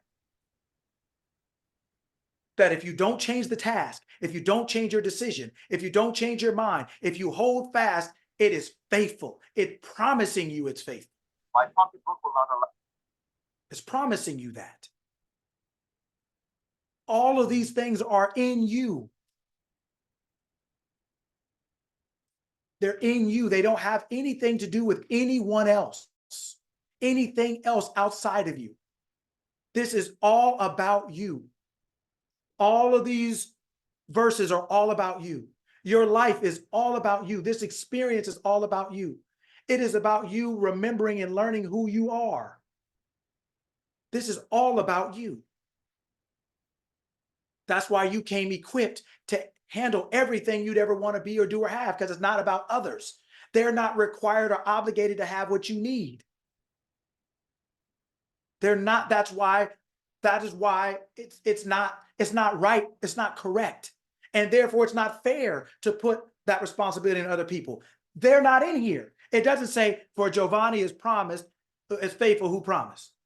Doesn't say Della is faithful that promise. Doesn't say Sparkle Bailey is faithful that promise. It doesn't say, they got all the same problems I got at one point or another, right? We all are like, I'm like, Giovanni, you got $5? 6 months later, she's like, Coach, you got $5? Like, we all are human. We're all borrowing from each other, whether it's money, moods, support, love, affect. We're all borrowing from each other. So how can any of us be tasked to be the other person's salvation? What if I got a headache the same time you got it? Right? Only your consciousness, your awareness of being has signed up to be your salvation. And it is. It's telling you it's promised. It's telling you you'll never be put to shame. And we didn't read all these, but I just got this. And if you want, we can try to put it in the link or whatever so you can look. It's just one aspect, but they're talking about it in 50 different ways. They're telling you that within you is the power to be, do, or have whatever you want. And if you use it, you'll never be put to shame. You'll never regret it. You'll never regret it. You'll never regret telling your friend, allowing your friend to say, I'm going to take you to the mall, and you got dressed up and waited for 3 hours and they didn't show up. You'll regret, you're like, man, I should have asked somebody else. That's kind of what the shame is. It's like, it's another word for regret. It's like you put them in different contexts. You're like, oh, okay. Yeah, it's like, oh, man. Then your mom asks you, hey, I thought you were going to the mall.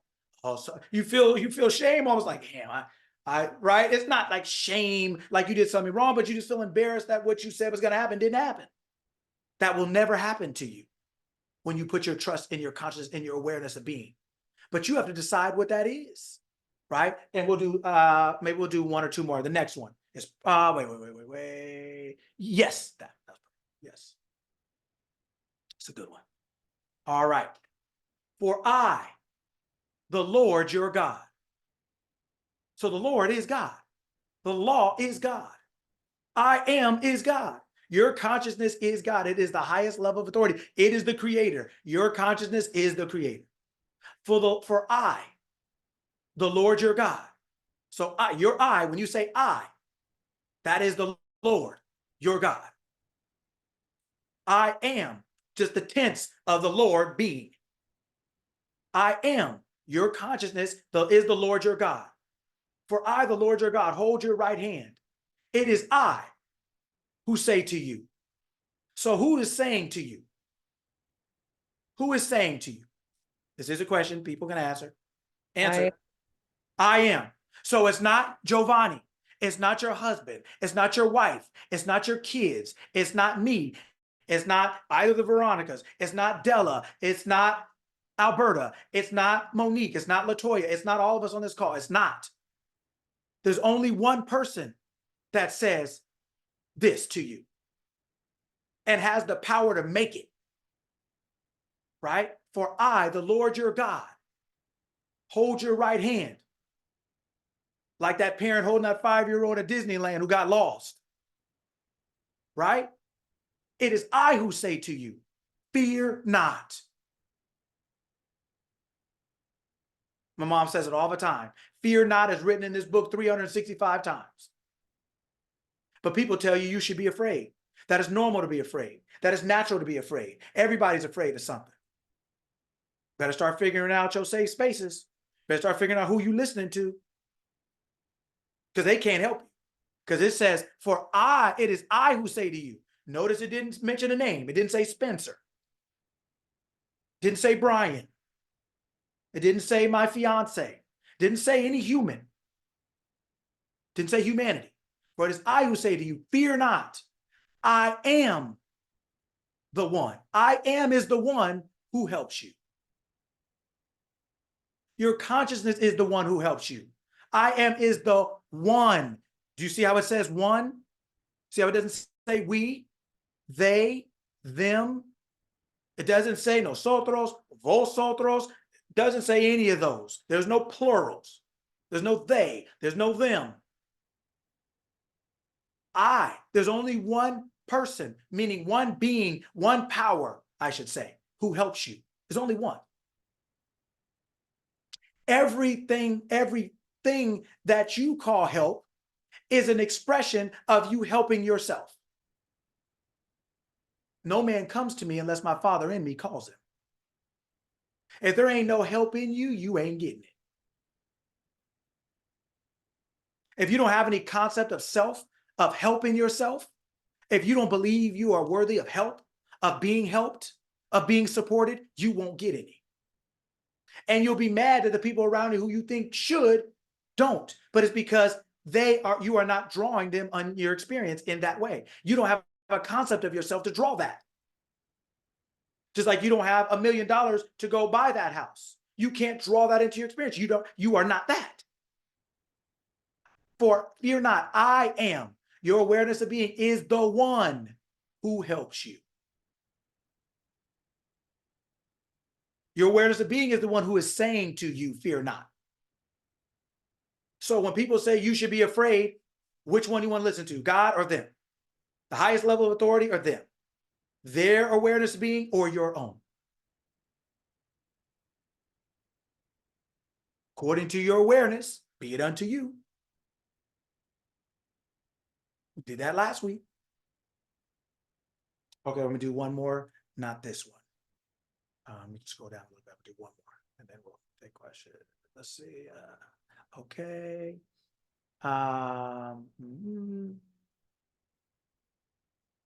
Okay. Okay. All right. Let's do. There's so many good things.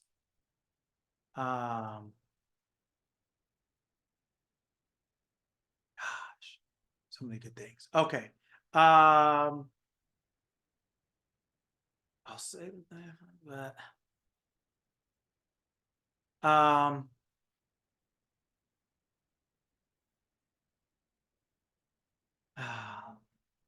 Yeah. Okay.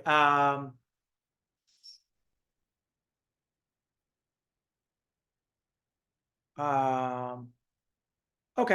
We'll do the 112.7. So kind of right there. Yeah. Okay. So he is not afraid of bad news. His heart is firm, trusting in the Lord, trusting in the law, trusting in I am. Okay. He is not afraid of bad news. Who is that?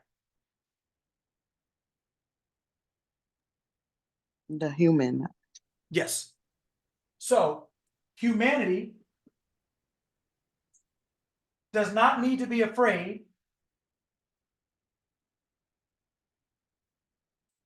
I know. To be afraid, humanity does not need to be afraid of bad news. What is bad news?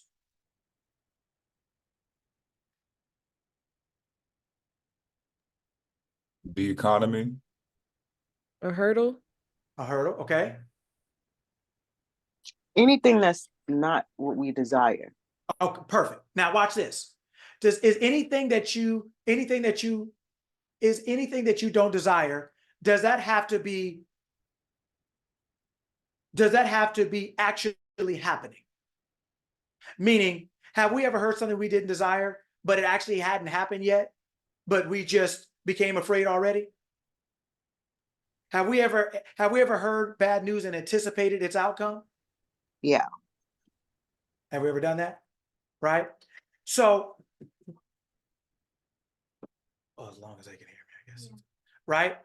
As we do not need to be, so it says, he is not afraid of bad news. His heart is firm, trusting in the Lord. Okay, so he's not afraid of bad news. Great. But he's not afraid of bad news. Why? Why would our humanity not be afraid of bad news? Whether it's real or perceived, whether it's happening or we're anticipating. Why do we not have to be afraid of bad news? Because bad news is good news upside down. That sounds wonderful. What did it say in the sentence?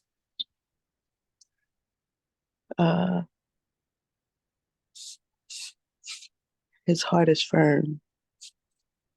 When you live in abundance, Okay. Why do we not have to be afraid of bad news? Conditioning. Is that what it said in the sentence? Well, his heart is firm. That's a consequence. That's an outcome. Because he, whoever he is, I am, consciousness, trusts in the Lord. When humanity trusts in its awareness of something, I am aware of being this or being that. It strengthens your heart. It strengthens your awareness of being. It strengthens your identity, what you call yourself, what you think yourself, what you say to yourself. It says that. It strengthens that. I'm not afraid of bad news because I trust in the Lord, and as a result, my heart is firm. My awareness is firm. Look at the word, firm. When you trust, you get firm. You get a firm concept, a firm understanding, a firm awareness, a firm identity, a firm stand. You're able to stand on your square. Your awareness of being is firm, heart, subconscious. Who you believe, who you know yourself to be. It's firm. So bad news that comes that doesn't agree with that, doesn't cause fear in you. So when you say, I am something, and that's what you're standing on, when you see the opposite, hear the opposite, you don't have to be afraid if you trust. If you say, I know I decided and I'm sticking with my decision. And if I stick with my decision, my heart will firm. It will strengthen. It will be strengthened. It is strengthened as a result. Therefore, bad or a fear can't take root here. Because I have made a decision. My heart is firm because I trust. Your heart will firm after you trust. not before. As a result of you trusting, not when you think you would like to. You don't have to be afraid of anything. This just said bad news. But if you look at all of them, it says don't be afraid, or no fear, or you don't have to fear. I'm with you always, all the time. I am is with you all the time. You always have whatever's necessary to be safe, secure, peaceful, joyous, joyful, strong. You can be firm. You don't have to be driven by every wind and wave, like Della was saying, as far as the economy, the weather, the news, whatever it may be. So trust in yourself and that will fade you, basically? Essentially, yes. Because the self of you, trust in yourself. The self of you. Who is that? I am.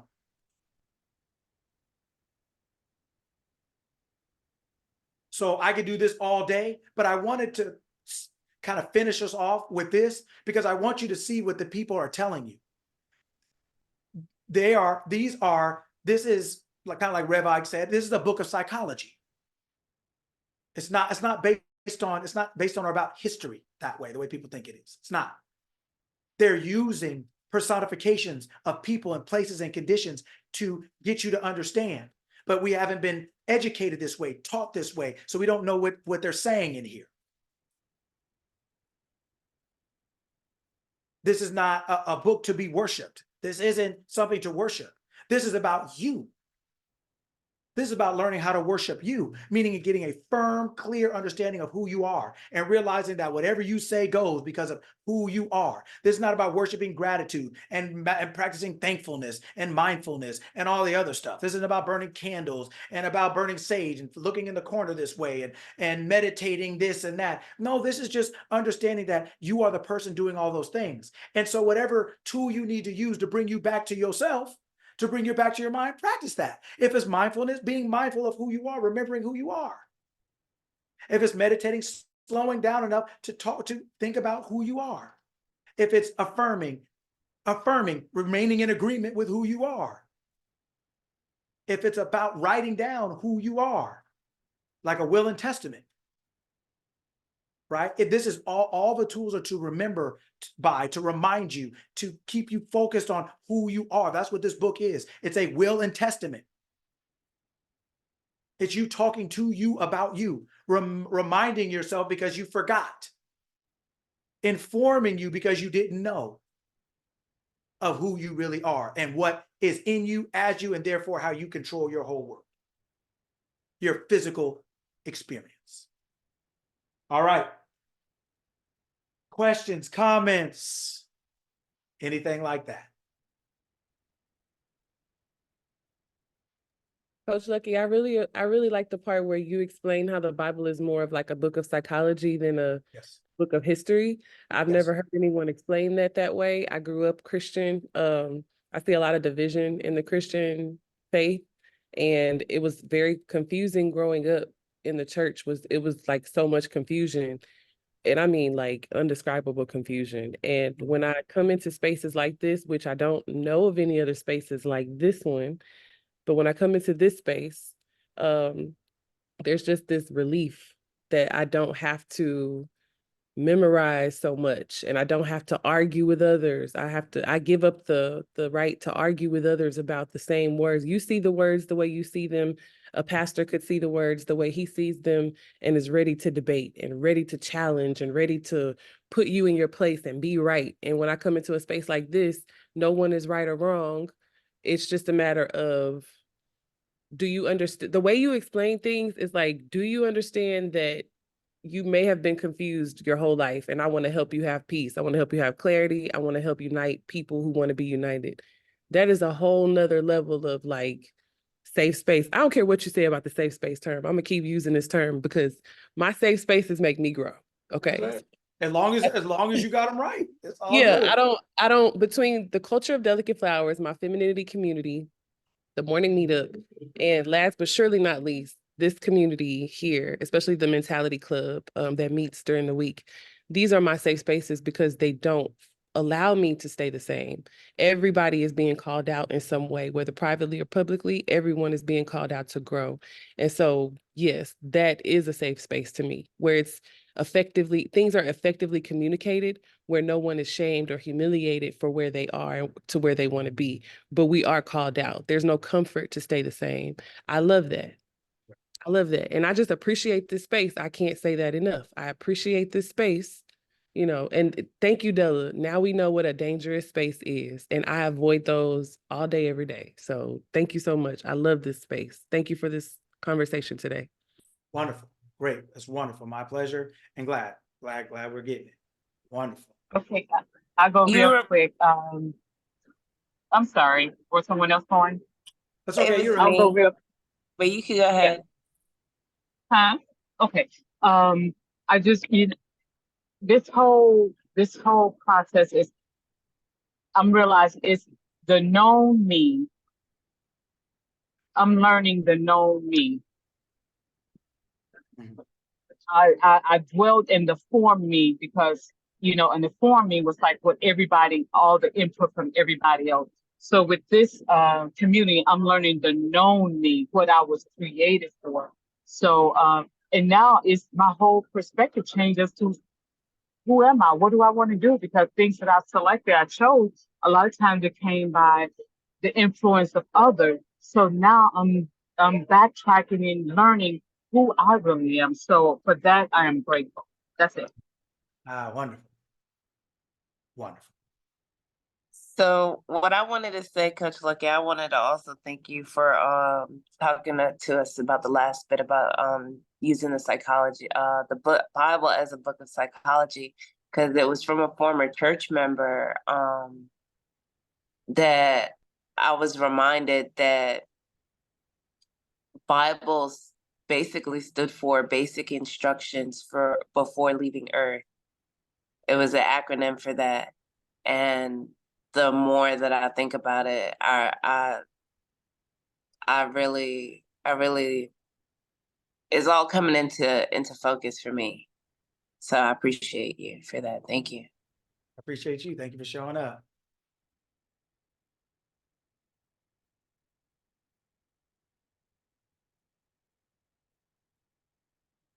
Wonderful. Well, I got that statement. The Bible is a book of psychology from Rev Ike. He used to say that all the time. And so I've heard him saying that a lot. And just as I've grown in my own journey, I understand more and more how it's true. And I also understand from understanding what words really mean, understanding the origin of a word in a sentence. And then, so I understand it better in the context. It is written in a way where you have to go digging for it. It is not overtly plain. It's not overtly clear. So those who read it and take it literally, that's why there's so much division and confusion, because people, when you take it literally, you can apply any definition to the words you want. But a lot of times in this class, we put up words and what do they mean? And we realize really what they mean. You don't just get to pick your own definition. You don't just get to say it means this or it means that. No, it means this, right? Or it means this along with these things, but that's because that's really what it means, not because it's all you know, right? So a lot of us were not educated on how to read this book, right? Or taught on how to read this book. So when we take it literally, it just provides all kind of chaos and confusion, but it's almost like a great adventure. It's like an adventure map. It's like a treasure hunt, right? Where if you just go seeking the gold and you're not really a hunter, you'll get lost forever in the jungle. But if you're really about the hunt and that's really who you are, you'll see the map as such an opportunity for yourself. It's about developing the hunter in you. Right? This information is about developing the you on the inside. It is esoteric knowledge. It's the reason why things are said. It's not the things themselves. The things themselves will have you running around the jungle and arguing with everybody, denomination to denomination and religion to religion. But the hunters are in the jungle and they're looking at the map completely different than those who are just looking for the gold. And that's why a lot of times we don't ever find answers, because all we're looking really is for answers and we're not looking for knowledge. We're not actually looking for the information that will change who we are. We're just looking for an answer to get out of the outcome of who we are, right? We're just trying to negotiate outcomes. You know what? I'm gonna drink and drive, but I'm gonna get the best lawyer possible. Well, just don't drink and drive. We're spending so much time trying to negotiate outcomes instead of actually making better decisions, right? So that's what this book of psychology is about. It's talking to the inner man, it's talking to who you really are, right? So that you can remember while you're in this body that you think you are, so that you can actually start living like who you really are in this outfit, so to speak. So absolutely correct. So, well, wonderful. Well, thank you all. Did you have anything you wanted to say about anything? I don't know if you want to mention first, but. I don't, whatever you think. I don't care. Yeah, okay. Okay. All right, well, hey, thank you all for coming. My phone ran out of juice. It ran out of breath on me. I'm gonna have a discussion about that with it because that's unacceptable. It needs to get in better shape. So, but thank you all. Appreciate you all as always. Love you all. Respect you all. Appreciate you all. Have a wonderful weekend. We practice. Make sure you go out and play. Thank you all. Have a good one. Thank you, Coach. Have a great Yes. weekend, family. Great weekend, everyone. See you guys soon. Have a great weekend, everyone. Happy Mother's Day, Go be everyone. amazing, baby. That's it. Happy Mother's Day, Mother's ladies. Happy Mother's Day to all of you. Happy Mother's Day. And to me too. Thank you. Thank you. Bye.